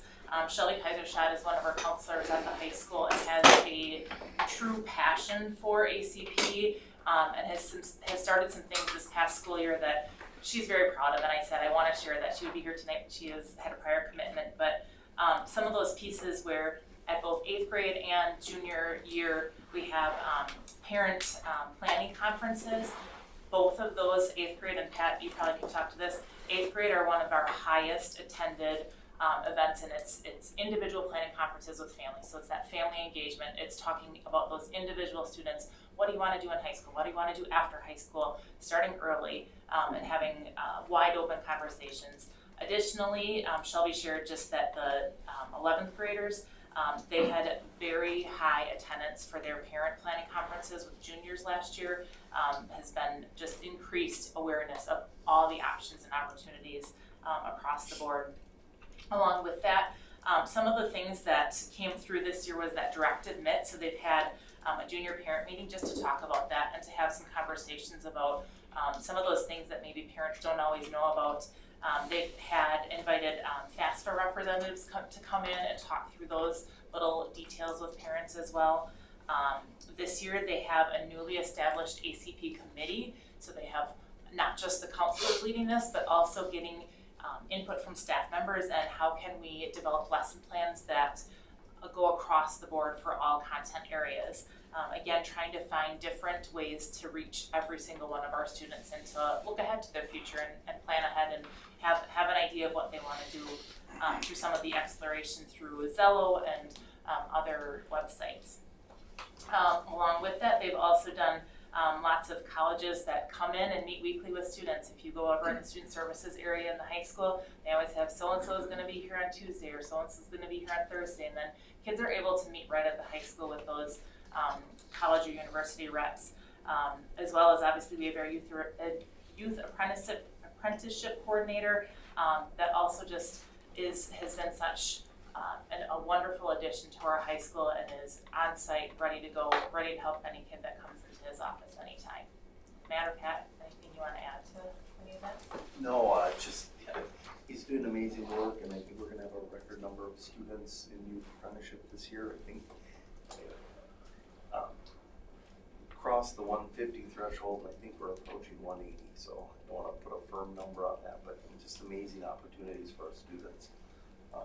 I would just add that the ACP, Mr. Linson had been the admin chairing an ACP committee and working along with Mrs. Kaisershot and the team on this. I know they plan to continue lessons in homeroom on ACP. I know we're reallocating 2 evenings to family engagement. So we'll drop from 2 parent-teacher conferences each semester to parent-teacher conference, family engagement, parent-teacher, and part of that will have different sessions for families. Some of those will be ACP related. And then finally, Eric Schreiber and I are going to be following up with CISA 6 contact about a web extension that CISA 6 has developed that loads ACP information by pathway for students, and they update it annually. The counselors previewed that in the spring and really like that. So we're just going to look to see if we can make that work and get that in place. So lots of good things going on with ACP and getting that information to our students and families. And just a shout out to our school counselors in relationship, as Laura had said, it is so highly attended. And some of the things that we've done in the last couple of years is offering nighttime opportunities, virtual options for families. That has helped. And then the highest rated attendance is with the parent coming in to the building and doing it face to face, which is awesome. So, and then if there are any of our 8th graders that don't, we reach out and continually try to get those scheduled. But there are always some that, things, it doesn't get scheduled. And so they still meet with all of our 8th graders because then they do it with them individually. And unfortunately, if that wasn't able to be scheduled, but then we also can pull in another trusted adult. It might be myself, it might be a staff member that student has a connection with. So they're also communicating it with another individual as well. So our counselors do a fantastic job on that. Any questions for the team? No, sounds good. I do a motion to approve the E4E and ACP as presented. I'll second it. We have a motion and a second. Any other conversation? All those in favor? Aye. All those opposed? Motion carried. Thank you, Laura. Personnel report. Yeah, so we have 6 new hires, and I know everyone had the opportunity to meet Matt, so Matt, welcome aboard. We have 1 transfer and 2 resignations. So our department and learning leaders have been very busy, so thank you all. We have 4 teacher vacancies still available and 4 support staff as well. So we'll continue on into August. Make a motion to approve. Second. We have a motion and a second. Any questions for Ally around? Yeah, I have a couple questions. So Ally, on the transfer, how does a transfer process in our district work? Like, employee requests a transfer, we request a transfer to fit a need, we force transfers? So it depends on the situation. We do everything in our power not to force transfers. Oftentimes there's an internal vacancy and someone goes through the application and interview process, and then that would be a transfer within there. I would say more often than not that is the case. I don't even know that I can think of a forced transfer in my time here. Does that answer your question? I think so. So do support staff show up on this report? Support staff do not. It's Okay. only professional and contracted staff. Okay. Ellie, are we in a comparable place for hiring as we were last year, or are we? We're still struggling in special education right now, although we are bringing on a couple new ones tonight. So we were excited. This last week brought some good news in the special education realm. So we're out there recruiting and doing everything we possibly can. I know Julie and Laura are working extremely hard on filling those positions. I would say we're no better or worse off than any other district right now, especially in that field. Okay. I'd say we're pretty close to the area districts around with four, kind of the four. I mean, there's some areas right now that are very hard to hire. So that scarcity piece is there for us and becoming a reality. So I'd say we're pretty on the norm. Yeah. So I want to go back to my question though. So on a transfer, so you're saying that employees are only transferred if they request it or they apply for a position. So if you ask me to move, right, because there's a need at X location, can I deny the transfer? Like, I'm understanding how the process Sure. works. So we've seen several transfers. So I would say it depends. So this situation is not like that, but there has been a year where there was a grant that went away. Okay. So that position was eliminated, and we did not want to not have that individual as an employee. So we offered that employee the position that we had available. So it's more of an offer, not a you are transferring type situation.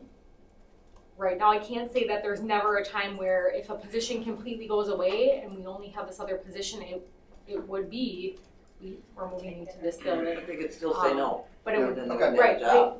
they could say no, but then they wouldn't have a job. Gotcha. But Okay. we do everything in our power to not transfer individuals unless they're wanted. And truly, we do that for retention and cultural reasons. Okay. Good. All right, I believe we have a motion and a second. All those in favor? Aye. All those opposed? Motion carried. Thank you, Ally. Mark's up, transfer of year-end funds. Yeah, so I have it tied into the memo for budget report, but the transfer is specifically for, we'll address that one first, is a transfer of year-end funds, favorability from Fund 10 to Fund 46, or Capital Improvement Fund.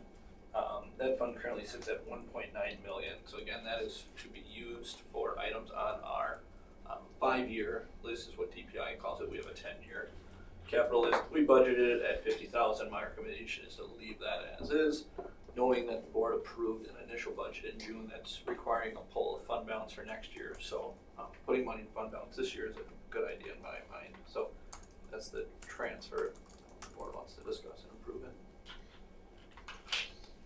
Because next year, that was the discussion we had when we approved compensation, that Yeah, because compensation he and a could transfer sacrifice at a year payment. and transfer. Correct. I make a motion to transfer funds to Fund 46 as presented. I'll second it. We have a motion and a second. Any other conversation? All those in favor? Aye. All those opposed? Motion carried. Thank you, Mark. June budget report. Yeah, just a quick recognition. This year's been an extremely tight turnaround, especially with, everyone knows the scale of a summer school project that many departments have to support, including the business office and every other department that's trying to close their books. So recognizing that they all got that done, plus large construction projects that are going on that take a lot of resources. So the fact that, we're looking to close our books beginning of next week in preparation for the audit, which starts the following week. Just recognizing everyone who's gone into that. That being said, I've provided the updated projection, right at that 1%, where I say, the majority of districts, if they're doing their job, are at, which is where we're at. And then, in addition, I sent an update today on updated referendum report, just a memo in there commenting on projects that are completed, and then an update on this summer's project. Again, that's a process that Nick, myself, and C.D. Smith do every 2 weeks, but being able to report to the board now. And then currently we have C.D. Smith scheduled to do a full presentation, in October to be present here. So, Any questions for Mark? All right. right, Steve, do you have anything here?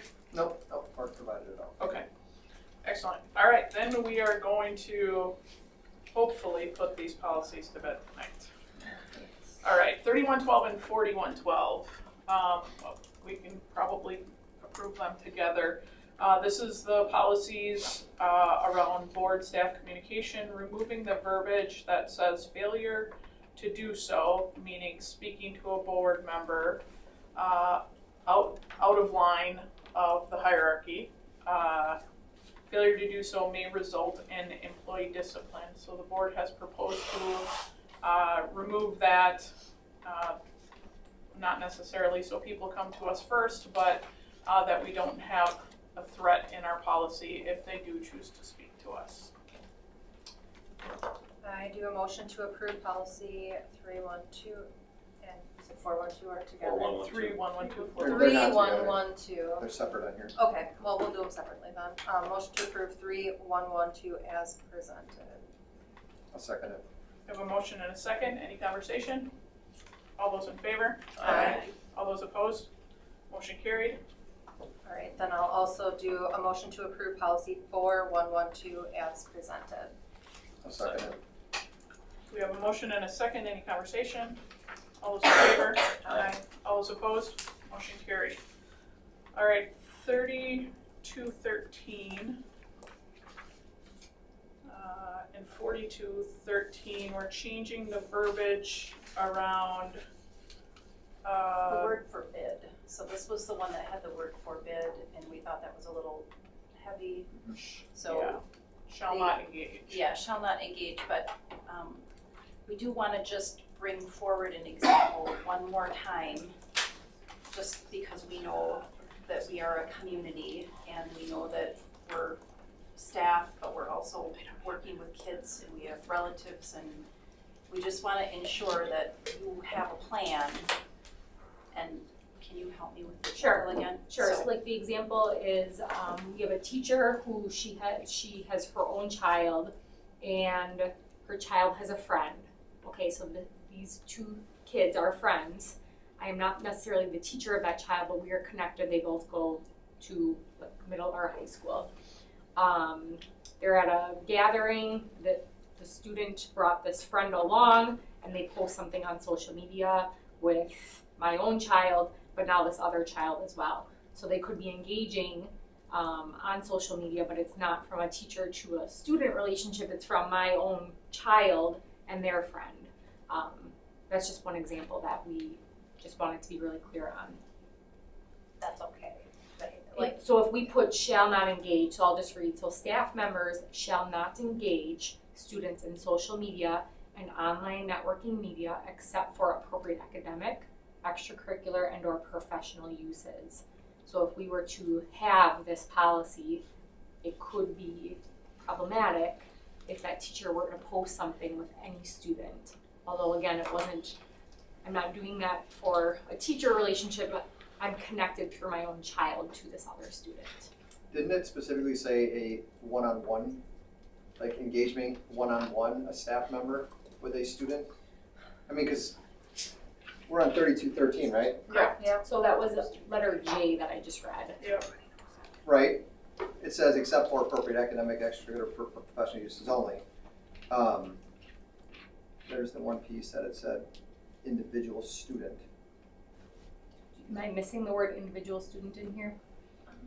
I'm not seeing that. No, I think letter K talks about not applying to depictions of professional staff members' own child or other relative. That's probably what you're talking about. Well, there is a one-on-one. Yeah, I'm not an attorney, but if I'm at a social event with my child and my child has a friend and I post a picture of them together, which I wouldn't do anyways, but I'm not engaging the other person. I'm engaging my child who just happens to be. I don't know, I think it's a slippery slope in my opinion, not making it very firm that staff members are not allowed to engage with students on social media.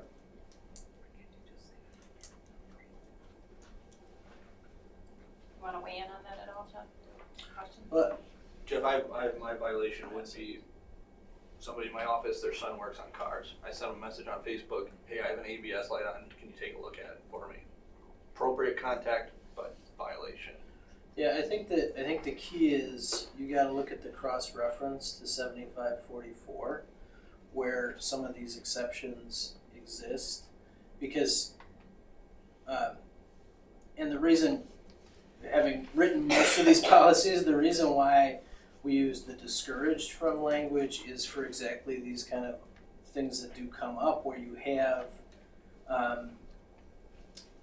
the only way, having teenagers, the only way to communicate with them is social media, Snapchat, Instagram, whatever, not Facebook, I understand. And you certainly have staff members who have children, right, who are also students. But Policy 7544 also covers some of those other situations. So that's why typically we recommend the discourage from language, and then if you cross-reference to 7544, you see some of the stuff that you're talking about that recognizes these family relationships where you're gonna have this social media, but really what we're getting at is staff members using that to create a personal relationship with a student that is not a relative, and whether intentionally or otherwise, it creates a very fertile ground for grooming type behavior, and God knows what goes from there, which is what you're concerned about. So I would encourage before, look at those two policies in concert, and I know unfortunately that's sometimes the way these things work, where you have to put those two together, but that's why it's worded that way, or why the recommendation, from what we draft, I guess.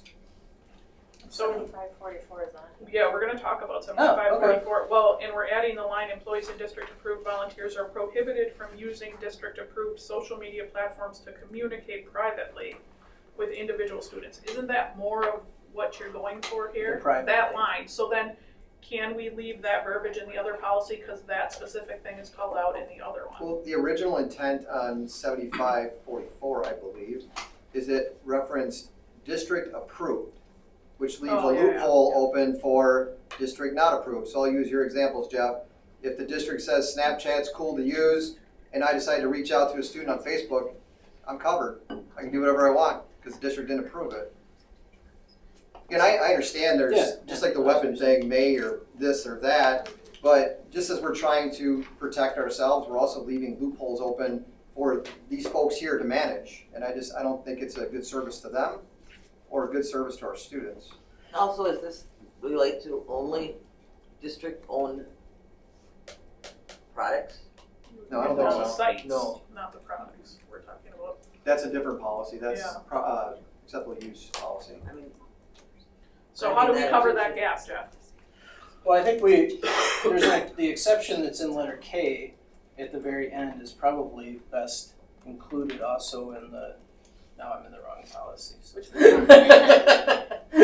Which one? The one you're just on with 3213. So staff members are expressly prohibited from posting any picture, video, meme, or visual depiction or comment pertaining to any student on personal or unauthorized social media. But then the very last, this section does not apply to in this case, depictions, but obviously we can modify that. A professional staff member's own child or relative. So that's the exception that you're talking about that still gives you that prohibition to that sort of one-on-one interaction. Yeah, I mean, the word discouraged to me says, Jeff doesn't want me to do it, but I want to do it, so I'm going to do it. Yeah. So.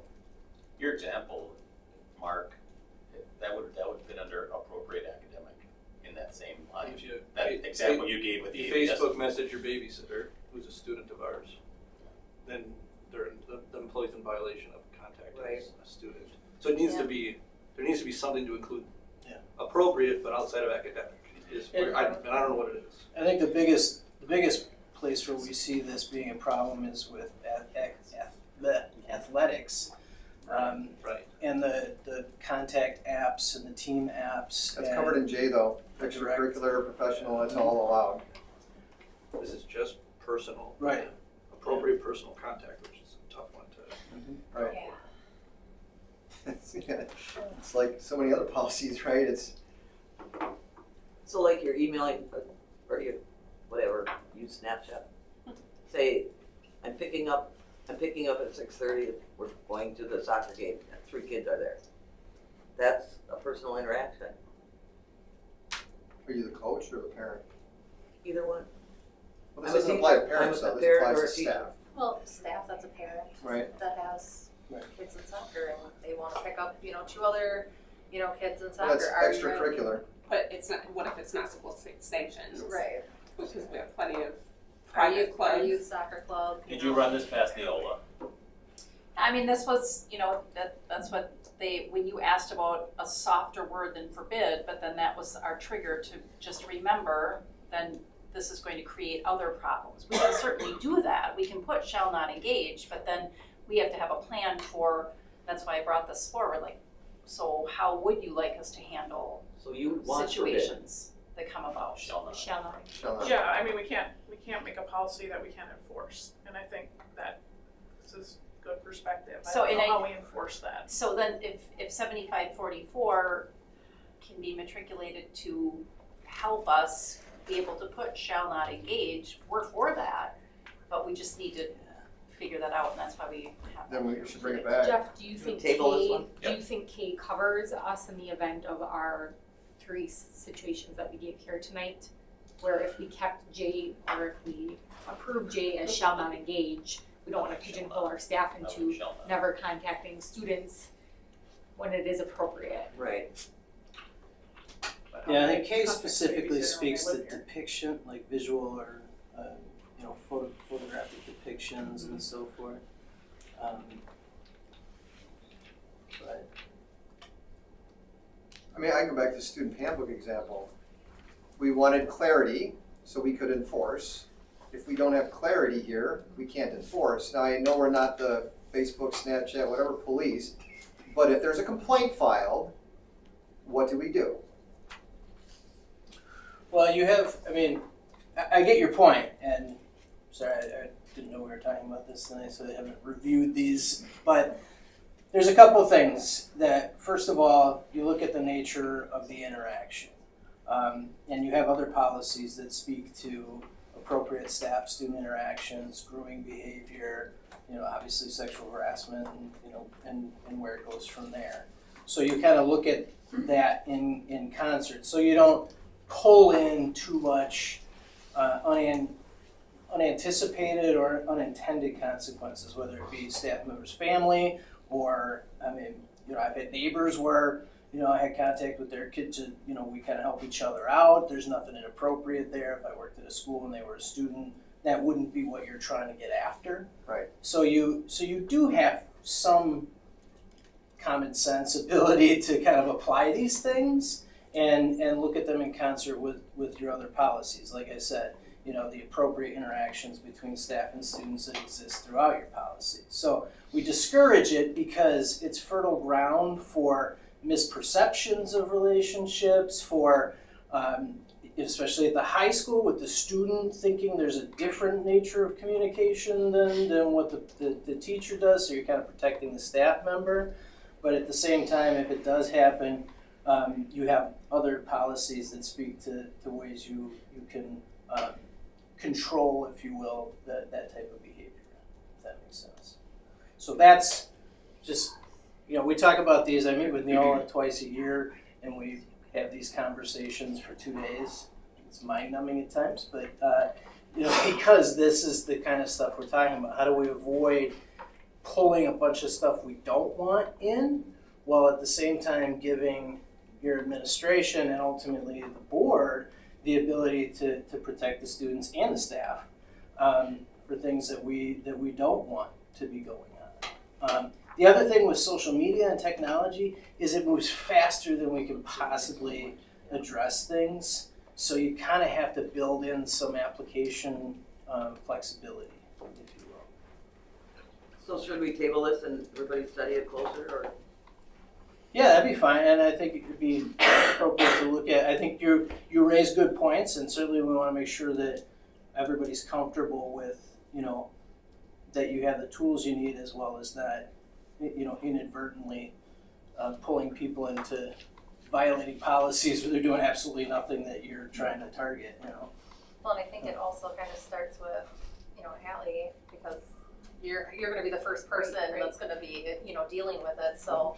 I mean, I don't think changing forbidden to shall be changes what we're actually talking about with this policy. Like, this is a whole, I think, thing with the whole policy, not just what we're here to change, like what we wanted, so And I'm comfortable with the shall not engage. I just want to make sure that if there's no concern, nothing's going to be brought forward, and it really is a point. But if we do that, it could open us up to, now we have to look into this. But just like Jeff said, we're going to look at all policies. We're going to use common sense in the information that we have and be able to look at that from a different, appropriate, personal standpoint. And then that's where we're drawing the line from professional versus personal. And I think we still can do that. So I'm comfortable with it. I just want to be really clear as what this says to a staff member. Well, if the situation arises, I'd rather be a little on the protective side. And if the situation comes up, we're like, okay, this is not working. Just talk about it again and we can fix it, right? Yeah. Rather than leaving a loophole for it to happen. And yeah, we dealt with this. I mean, this entire construct occurred with email, and we had these policies that said, emails for business purposes only, no personal usage. And you realize it's not a functional reality, and so you ended up, being, and this was back when we had unions, so that if we tried to discipline somebody for excessive use, it'd say, well, you didn't discipline this person who was making personal usage. So we had to, sort of apply that common sense, value judgment of usage. But then we modified policies to say, reasonable personal usage and, stuff like that. So you're right, it's a constantly evolving reality that you want to make sure that you're protected and protecting your staff and your students while not unnecessarily restricting normal behavior. So if you see that this policy is not working out for you and that we should really think about changes, please bring it to us, because policy was one thing we all agreed on, that we want to consistently be reviewing and things like that. So I guess I see this differently. Why are we going to put a policy in place that we know staff is going to break? What is Right. I mean, really, what is the point of that? That is going to give them no leg to stand on at all, because tomorrow, ultimately, it's polka days this weekend, and there's a bunch of staff who are going to try to get a hold of a babysitter. They are going to break this policy this week. So how will we ever enforce this? I don't understand the point. until there's a complaint, is that the only time? And that's why we have the discourage language. Right. Is you kind of, because you're going for the quality judgment of why they're on social media with a student. If it's to get a babysitter, the district doesn't care. If it's to, talk about what you're doing this weekend and, how lonely are you, stuff like that, and my God, the amount of things that happen in that realm, then that's what you're after, right? Well, to Jen's point, the same argument holds true that I said we can keep it the same, and if we have to change it because that doesn't work for us, then we change it. If we're faced with an inappropriate situation that we have to okay, now we need to address it. I see your viewpoint. Yeah, so. Yeah, we don't want to put a policy in place that it's going to cause problems when we don't want to end up problems. Okay, so you're okay with Yeah. discouraged? No. Okay. Based All on right. our conversation, yes. Good, okay, awesome. Thank you, Jeff, that was good insight. So there's no need to change 3213 or 4213? Yeah, that's professional staff and support staff, both the same policy. I mean, everybody agree with that, right? Yeah. Yeah, I think we're good on that. Thank you. 4362, what we're doing here is changing the contact information in there from Mark Logan, or from Tom Kraus to Mark Logan. And that's also 3362. One is up in line 14 and the other is in 15. Okay. This is just adding more. So 3362 and 4362, can we approve those together? Because it's just that change? Just say both of them. Yes. Can we approve them together because they're on two different line items or lines? Thanks, Dana. I'll I make a motion to approve. I'll second it. All right, we have a motion and a second. Any other conversation about that change? All those in favor? Aye. All those opposed? Motion carried. That's 4362 and 3362. policy. All right, 0166, this is just adding board president to the policy regarding agenda development, so it will be superintendent and board president development. They would, to keep things consistent throughout the template, they'd like us to use district administrator. I don't think we use care, right? So we'll keep it Until they consistent. change it next year. Yes, we'll go back the other way on every policy and approve them all. Motion to approve policy 0166 as Second. We have a- No, you got it, Barb. We have a motion and a second. Any discussion? All those in favor? Aye. All those opposed? Motion carried. 6320, this is changing the bidding minimum bid amount from 5,000 to 15,000, so we won't have to bid out projects that are less than 15,000, correct, Mark? Correct. Okay.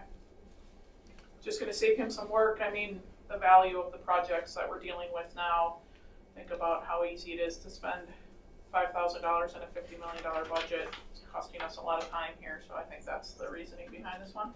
I'll make a motion to approve policy 6320 as presented. I'll second. We have a motion and a second. Any conversation? All those in favor? Aye. All those opposed? Motion carried. All right, 7544, that's the one that we, I think it's nil. yeah, It was tied to the. that was tied together. So one of the things I believe, Dana, correct me if I'm wrong on this one, 7544 was brought with that May batch and we held it. We tabled it because we weren't. So I do believe that we need an approval on the employees in district approved volunteers are prohibited from using district approved social media platforms to communicate privately. Perfect. Yeah, I'll make a motion to approve 7544 as presented. Second. We have a motion and a second. Any conversation? All those in favor? Aye. All those opposed? Motion carried. All right, we are to Title IX. Not quite yet. No, 0143. Oh yeah, 0143. Now this is, I this don't is have not in the draft. This Okay. is the one that it She emailed is, us about it. this is about the discussion around giving a single board member treasurer read-only access to standard reports in Skyward.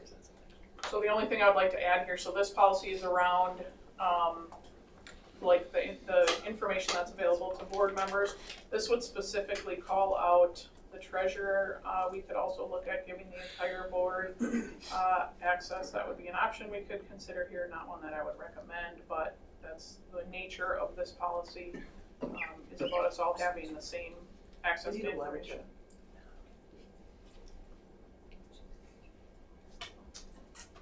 Any questions, comments? That would be giving our board treasurer access to read-only, which is where, Skyward, which is where all of our financial documents are held. Obviously, we would not grant that individual access to staff pay information, things like that. It would be high level. What about student-specific information? Also not access. What policy number was that? 0143.2. Technologically possible? It is if you leave in standard reports, so I read only access, unless we lock it down to reporting functions. So we develop 10 reports, your balance sheet, your financials, your check register, that without detail, that's doable. The picking and choosing of full access with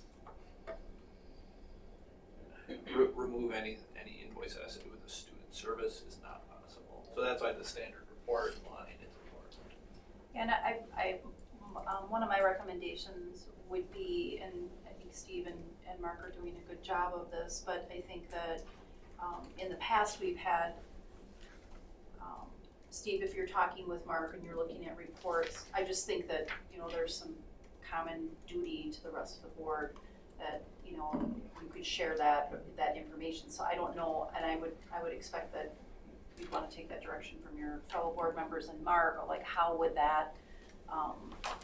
you give that update? You know what I mean? Or when are you in and out of the system? Or I don't know, there just might be some of that the board members may be interested in. So I don't know if you guys have given any thought to that, but I had suggested that with Mark, like just, I still think there should be some due diligence on when you're looking at stuff, and you're doing that now, right? So what does that look like, and I have to see it just a first, and thought, then yeah. we can have some conversation on it.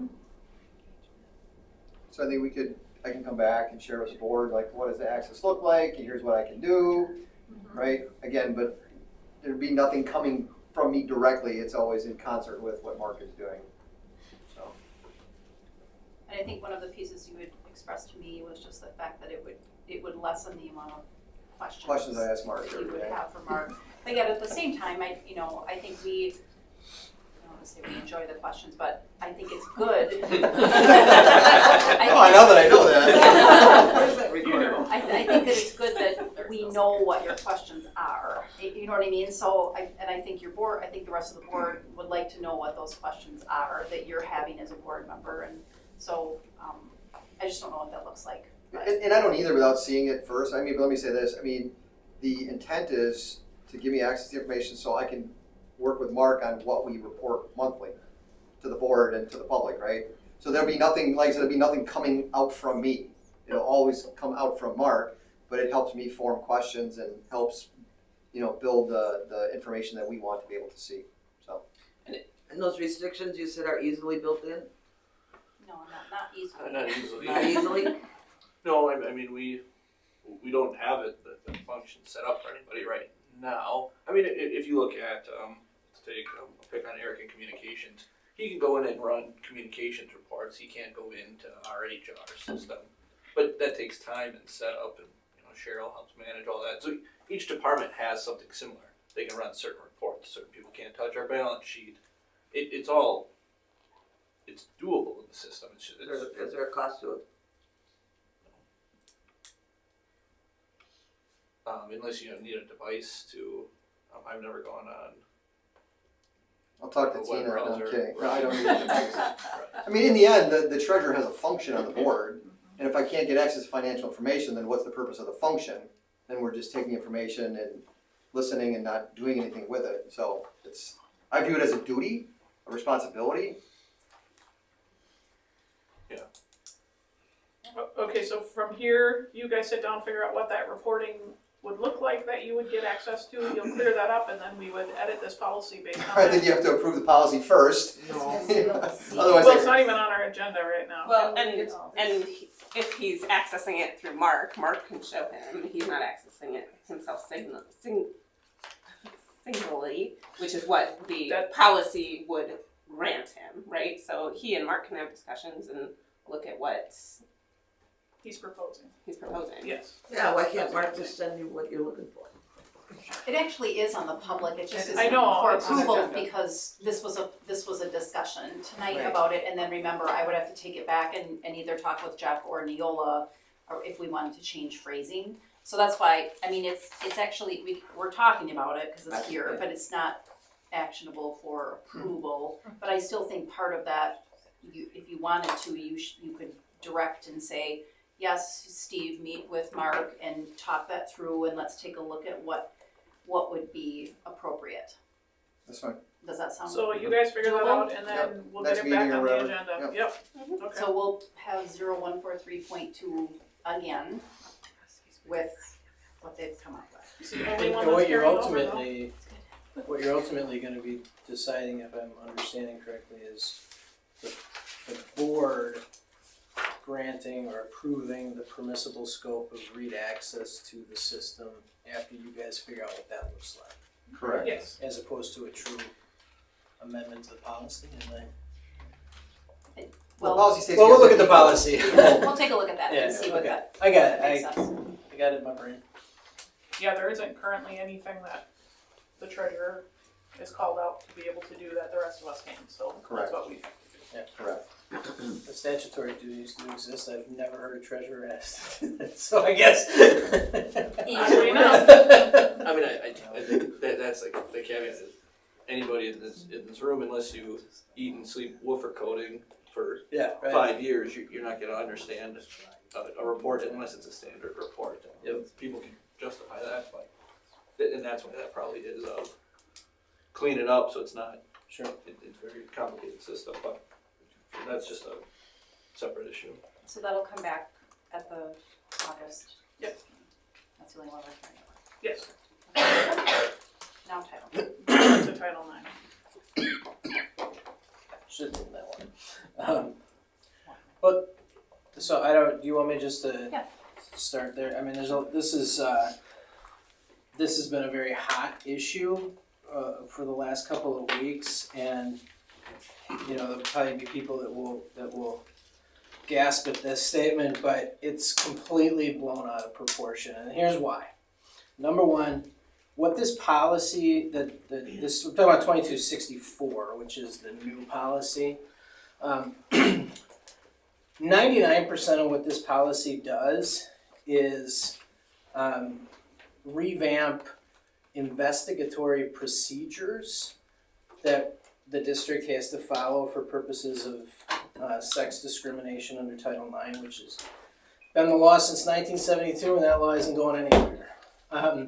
It's actually incredibly beneficial to your district team because the policy 2266, which is the 2020 regulations, is a lot more restrictive in terms of what that procedure has to be, and almost draconian in the sense of mandatory formal procedures. We have a lot more flexibility to engage in informal resolutions to complaints. Their Title IX coordinators have a lot more flexibility to deal with things and employ that common sense approach to things that come up with kids day to day in the school.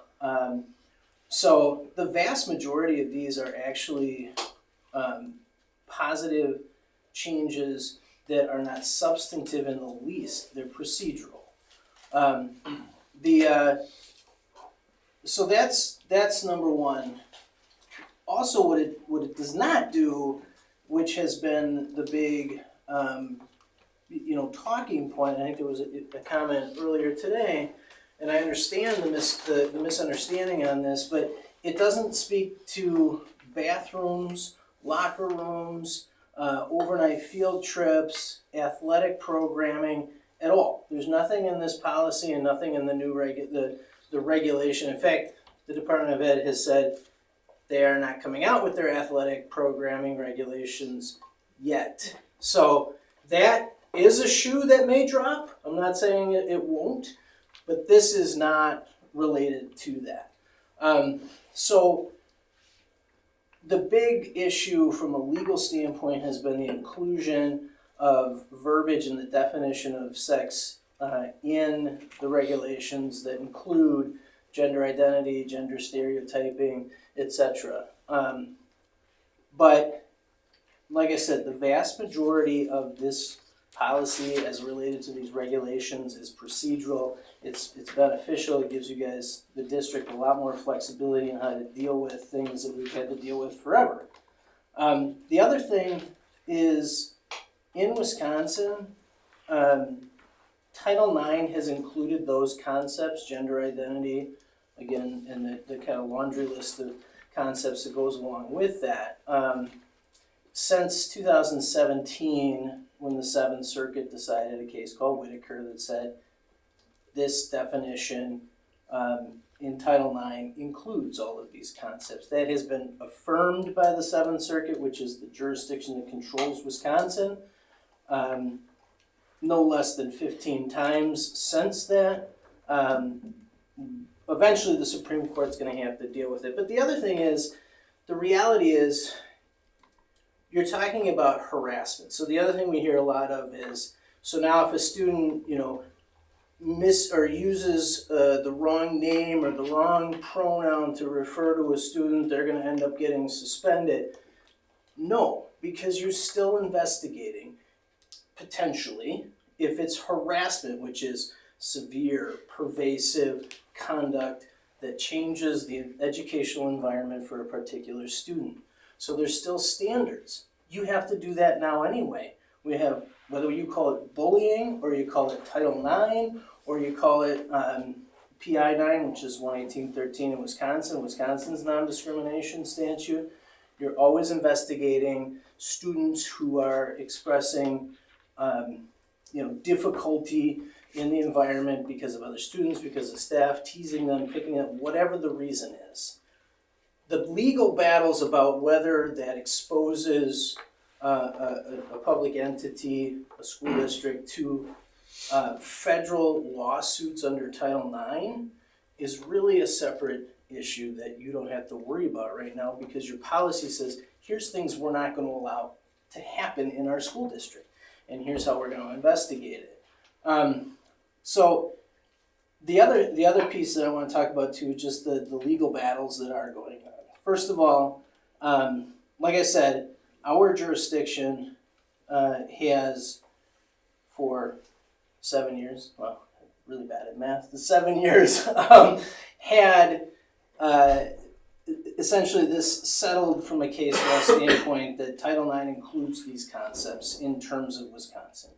A Kansas court that has created all of this mischief in the legal, reality, issuing an order that purports to affect jurisdictions outside of Kansas is really, it happens all the time.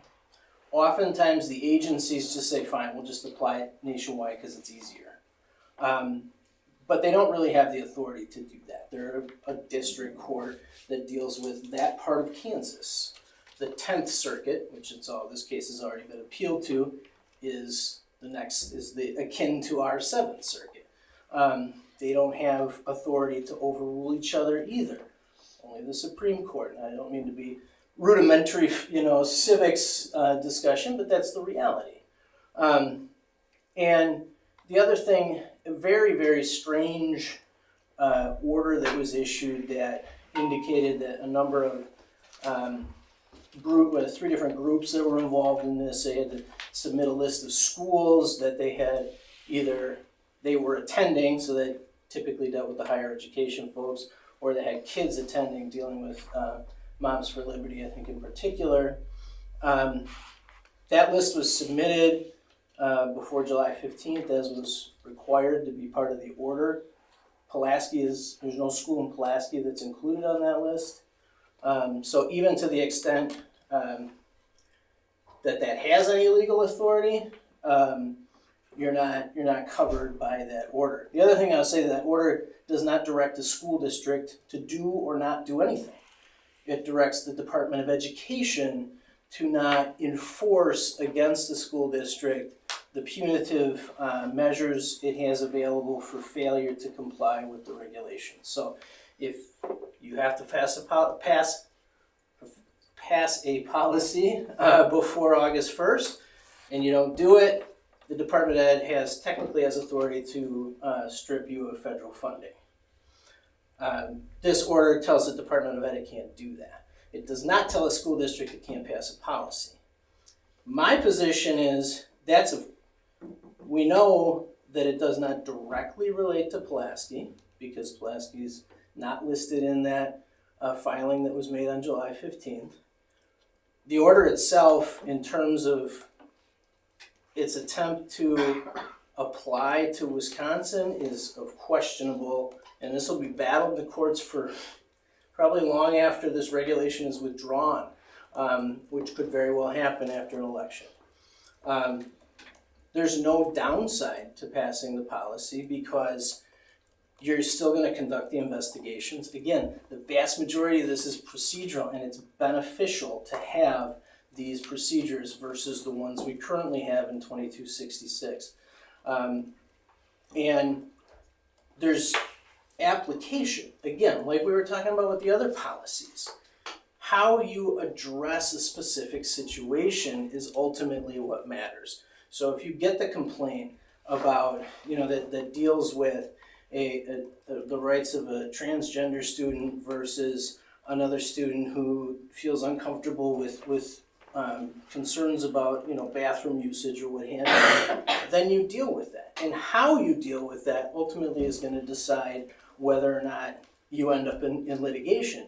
And this stuff does come up, and 99.9% of the time you sit down and you figure it out, and it doesn't end up in litigation. This policy isn't going to change that. It doesn't change the law, because the law already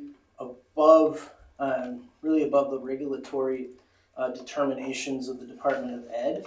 Our court the court that has jurisdiction over us has already said that definition that's now in the regulation that's already the definition that applies in Title IX. We don't have to like it, we can disagree with it, but we can't just declare that the Seventh Circuit is subservient to some Kansas court. The Kansas court doesn't tell us to do anything anyway. The other thing I'll say, we don't know where this is going, okay? We don't know what's gonna happen. It's gotta get to the Supreme Court at some point. I'll tell you, it did get to the Supreme Court in Title VII, which is the employee corollary to Title IX. And in Title VII, the court said the definition of sex, the word sex, used in Title VII, 1964, equals, in addition to the traditional meanings, equals gender identity, gender stereotyping, treating people differently on the basis of gender norms, all of that sort of continuum. So the Supreme Court's already made that decision in a statute that existed before the 1972 statute. So a lot of the arguments about original meaning and so forth, who knows what they're going to do. I've never tried to predict the Supreme Court. But the reality is that's probably going to happen. If there's an election that goes to a different administration than what we currently have, we're probably going to see all of this get pulled too.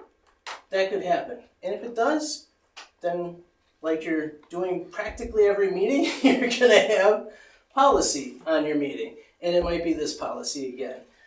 You have a policy that allows you to suspend application of policies.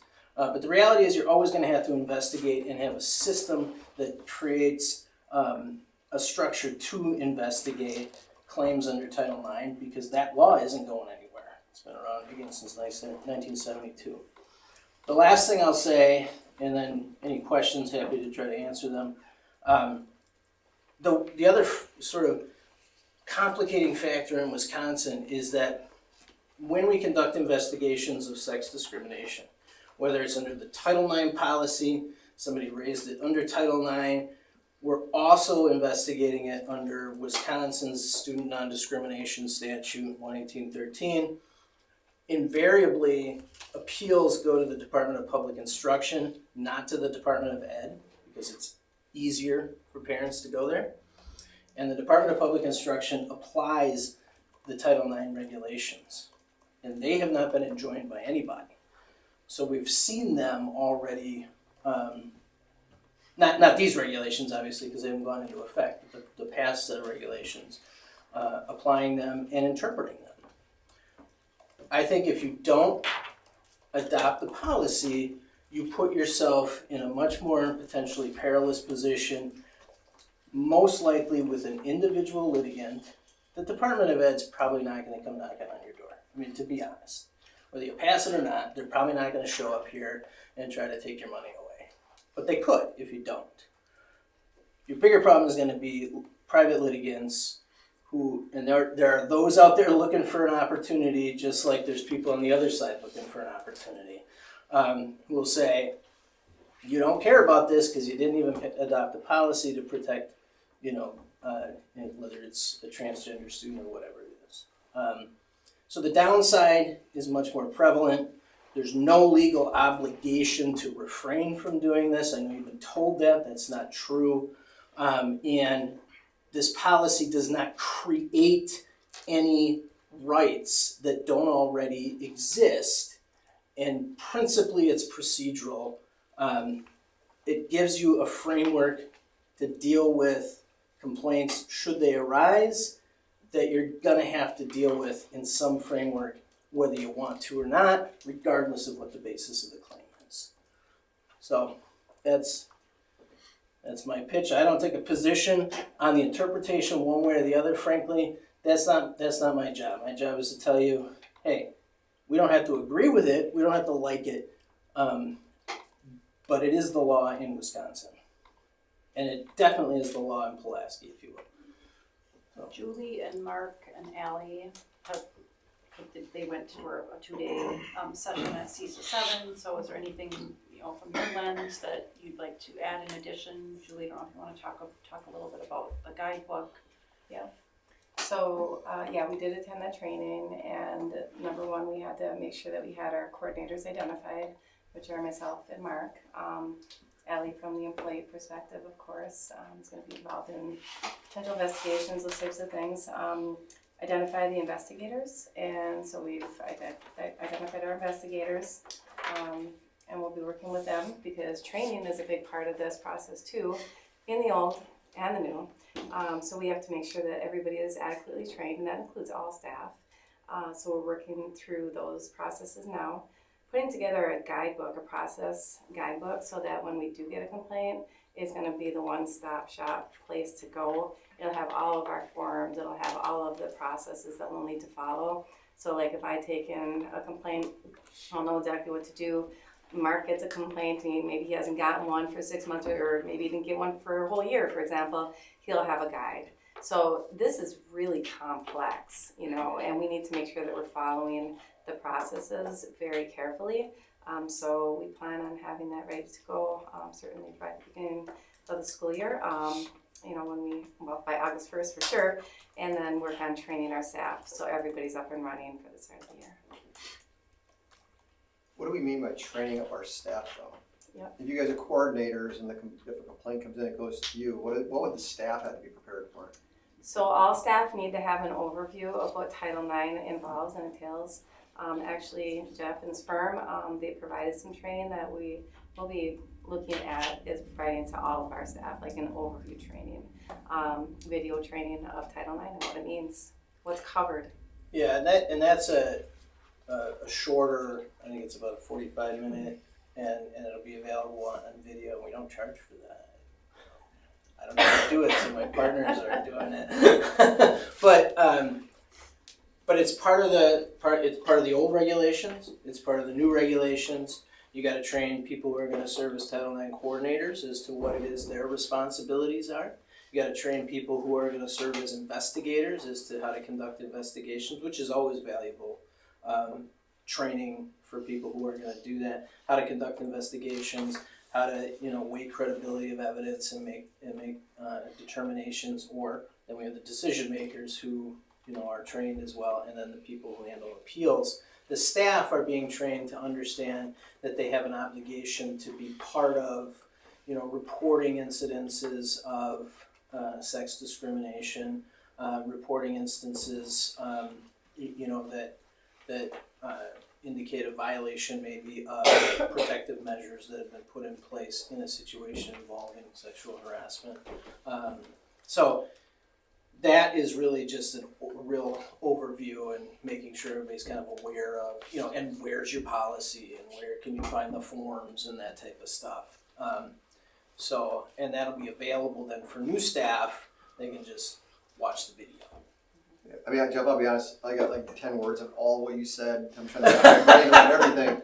But, so if it's really a changing of the determination, right, and adding gender identity, how are we as a district going to be protected under this new ruling if, as an example, we don't have restroom facilities to allow all, right? If we say male, female, and then there's an issue and there's harassment filed because it's adding that piece, right? I'm using that as an example. No, but I'm going to stop you there. This regulation does not create that. The decision not to adopt policy isn't going to protect you from those types of claims should they arise. So that the obligation or the legal construct within which those types of claims are being brought today all over the country exists already. It exists right here in Pulaski already.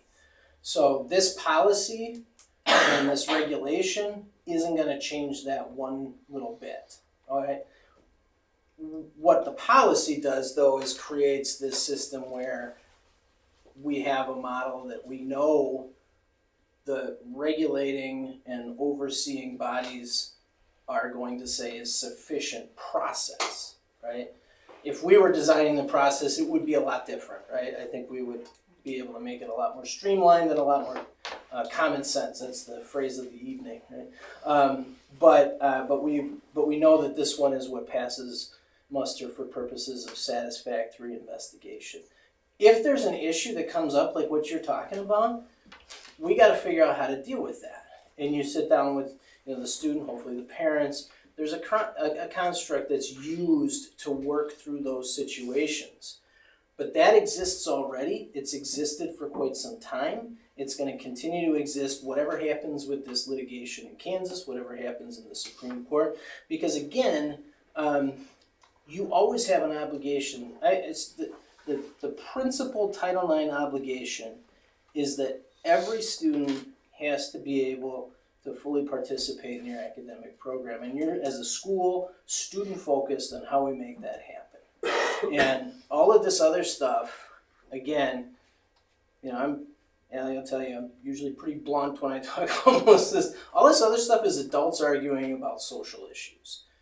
In the school, we got to figure out how to get students fully participating in the academic program. This legal situation is going to exist, does exist. This isn't going to change that. So whether we adopt it or not is irrelevant. No, The student it's not. academic. It's not. aspect. It's entirely relevant to protecting the district because you have to investigate the claims if they come, and they're going to come whether you pass the policy or not. If you don't adopt the policy, you're not using a procedure to investigate them that we know is approved by the agencies that oversee this process. The focus has been on this, which is literally 3 sentences in about a 600-page regulation. And I'm telling you, where we sit here, it's irrelevant because it's already the law. Whether that piece of regulation gets thrown out, in Wisconsin, the court has already said it's covered. So the policy serves to give you a protective procedure that passes the, again, the regulatory oversight from the agencies that are going to have oversight, DPI and the Department of Ed, as well as courts if people file suit against you. Part of our defense is always we have the tools in place. We've done what we're required to do. We've followed the investigation procedures. That 99% of the time is how you win those cases. If you take that away, you expose yourself in that situation, and there's no upside to it from a legal standpoint. So you've made this sound really easy, but it's being challenged as unconstitutional across the country right now. More than 50 states are challenging this. We don't have more than 50 states. No, more than half. Right. More than half of the states are challenging this. 50% are challenging it. So you've already said the federal government's likely not going to take our money away. So I just feel like we need to let the courts sort this out. I think But they have, and that's why I'm saying in Wisconsin they right. have So sorted then it out. let's leave it alone. Why? I just don't think that tonight's the night for Pulaski to take action on this. I don't. Can I comment? Absolutely. Okay, so if we didn't adopt a policy, approve a policy, then the requirements for training and so forth would be a real concern for us as far as a process, because we still have to take in any complaints that come to us. And if we don't have guidance on how to do that, there could be all kinds of missteps that occur in the process. For example, this new policy includes students who are pregnant. For example, it's not in the old policy. If something came forward and somebody said, you know what, we have this student who's pregnant, and we are then required to offer them with supportive measures to be able to manage themselves and in a way that's very non-discriminatory, for example. Not that we would be in the first place, but someone could be, right? So if we don't have a process for that, I feel like we could misstep, meaning that just the basic overview training speaks to that. All of our staff need to know what to do if someone comes to them and they're pregnant, because that then has to come to me. If they don't know that and they don't get trained on that, we're going to be misstepping according to the regulation. Yeah, and But what does training have to do with adopting the policy? Can't we train? because It's part of the differs. regulation. The training differs based on which regulation, based on the regulation and thus the policy. That's part of the big part of this I understand that, but we can process. train on whatever we want to train on. So if we as a board say, we don't feel that we need to adopt this policy. But if you don't adopt this policy, you have another existing policy that's materially different in terms of what the training is. You can't have no policy at all. Understand. So you fall back on a policy that may or may not be sufficient to meet current requirements, and now we gotta redo the training and start back over. The reality is though, the litigation, back to your point, the litigation is about fundamentally whether the Department of Ed has authority to reach the interpretation that it did. That's an Administrative Procedures Act, it's a regulatory challenge, principally. Title IX is the statute that's not being challenged, there's no part of Title IX that's part of any of this litigation. Courts, such as the Seventh Circuit, which serves, Wisconsin, Indiana, and Illinois, have already decided that Title VII's use of the term sex includes gender identity, etc. So what the Department of Ed does with its regulations is entirely irrelevant in terms of interpreting that phrase, because the court has already decided. In Kansas, that's not the case. The 10th Circuit has not reached this issue, so now they're going to. Eventually, like I said, it's got to go to the Supreme Court, but right now, in our jurisdiction, this is the law. Jeff, what Given policy? the current state of the Wisconsin law, I move to approve policy 2020-64 as presented. Second. We have a motion and a second. Just take a hand count. What'd you say? Do we have any more conversation, or are we ready to vote? I just wanna make a comment about the funding. I mean, we're not, in all respect to you, Jeff, we don't know what is going to happen. Yes. Mark and I talked about this, and I would like you to talk to the funding piece, just a little bit, and especially when we're talking about our special ed area of the district, not having something in place we are opening ourselves up to this could be detrimental, so. Federal funding in last year was $4 million, that's going away, so it's 2.7 million, so. And the comments were made on whether that's going to happen or not, but we're not talking 50 grand, we're talking $2.7 million in federal funding. And we do have things, we do, right away on the edge of this, we did have something come to us, and we had to look at the question that was sent in through an email of, is this a Title IX? And it didn't have anything to do with bathroom usage or anything like that. It was truly something that we had to have a conversation with the person that had emailed us. So I just want us to be, we really should have more discussion around this. Well, yeah, a couple of things you said. Number one, I don't know statistically, but the vast majority of complaints have nothing to do with gender identity and any of that. They're just general, sex discrimination complaints. So you have to have, obviously my recommendation is that you should adopt this policy. And if you want to amend it in the future to make sure that it, fits your needs or what have you, that's fine. But there's no upside to exposing yourself in that position, whether it's from a funding standpoint or more immediate from a complaint, a proper handling of a complaint standpoint, so that you can protect the legal interests of the district. Jeff, you had, sorry Barb, I didn't mean to cut you off, but you had emailed me the original information, and I believe I sent that out to you last night or early this morning. Yeah, again, late information, so it just came out that day. Exactly, so again, we aren't able to be fully apprised to everything that we should be approving, and. Well, we have until August 1st, so this was something that we had talked about at the retreat. If you feel that you need more time and you need us to spend more time with you around this, we certainly can do that, and it would just mean that we would have a special meeting before August 1st. I would actually like to see a second opinion on this matter, to make sure our community is clear on what this means to us as a district. I highly doubt that the federal government's gonna be knocking on our door tomorrow and say, we're taking your money away. One, it'd be a huge mistake on their part. As the treasurer, what would your reaction be if they said we're taking $2.7 I think you know the million answer to that, from your Heidi. district? I don't need to answer that question. The answer to that though, like if that did happen, and it could, if we don't have a policy in place, we would not be able to function to serve students with disabilities. We utilize all of that federal funding That's why I think we need to get another opinion on the substantially. situation, so we clearly understand, not just us, all of you and our community, on what does this mean to our district. What's the hesitation? I mean, what, you mean second opinion as to what?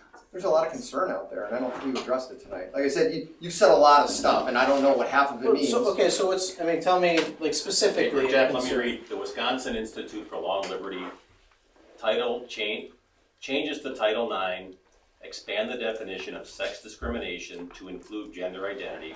This conflicts with the original intent of Title IX to protect the opportunities and safety of girls. That's the concern with these changes. Right, but How do you the react Seventh when Circuit's Wisconsin already and the answered that Seventh Circuit question. say I gender would prefer to identity applies to the state of Wisconsin? I would prefer to wait until it's settled in the courts. It is settled in the courts in the state of It Wisconsin. is not settled nationally. But There's that's, federal but that's court not how the issues. federal court system works. I say we call the vote. Can I comment too? Just, this is gonna sound not really related, but it is. When Act 10 came, which was how many years ago? 2011. Okay. We had to do the policy changes to do the Act 10. And we had to live with it because that was the law of the land, and we had to live with it. And all the while, it's been being in court. People are suing about it, fighting about Still it. going on. And right now, they're just bringing it up again. Yeah. We're still living under it. We've still abided by it. When it finally gets done, I mean, it's been 13 years. You can't sit and not follow the law for 13 years as a school district. That's why I Because said you're we need worried to get about a another bathroom. opinion. Steve, are you requesting, another attorney? Yes. What- Okay, so Can I we would speak like to to that real hear quick? from another attorney that we choose. Would we like to do some research? You have a current motion on the table. You can't Okay, let's you vote. can't have Okay, another okay. motion. Can I speak to that real Sure. quick before you do? Our training was with the TOLAS law, and they also very strongly recommended that we adopt this policy. So like, all of the legal guidance that we're getting, it's consistent. It is so consistent from CISA 7, from Jeff, from their firm. Then it it's shouldn't the hurt same- getting another opinion. If it all aligns, then it shouldn't hurt, but that's what I'd like to see. And we can do that before August 1st if we have to. We have to have a special meeting, or shortly after. Even if we do it shortly after, I don't think the world is gonna end. Well, if the deadline is August 1st for the law, Yeah. Correct. We have to It do is it not a before. law. It is not a law. We can still, It we is can a- put it this is a policy in federal place law. anytime. It is a There's law. challenges Changes to to it. Title IX. No, it's not. It's a regulation that. I think from an That administrative defines it. That's what standpoint, the we're going to agencies need guidance do. on, are we not following federal guidelines? And you guys being okay that we're not following the law, and if that's the direction that we need, Julie, Mark, and I will need that direction if and when. I think It's take still like July, this it's not information. August yet. I think there's misinformation out there. A lot. We already have law in the state of Wisconsin that includes every single thing that's in that law. That is an administrative procedure to take care of Title IX. It is not something new. It's not gonna create new problems for our people or any bunch of people. Listen, I think we've talked enough. I mean, there's other districts in Wisconsin we can check with that have voted both for and against. I think we deserve to get the right information. We deserve the right to inform our community, and we still have time before August 1st. It's not impossible, so.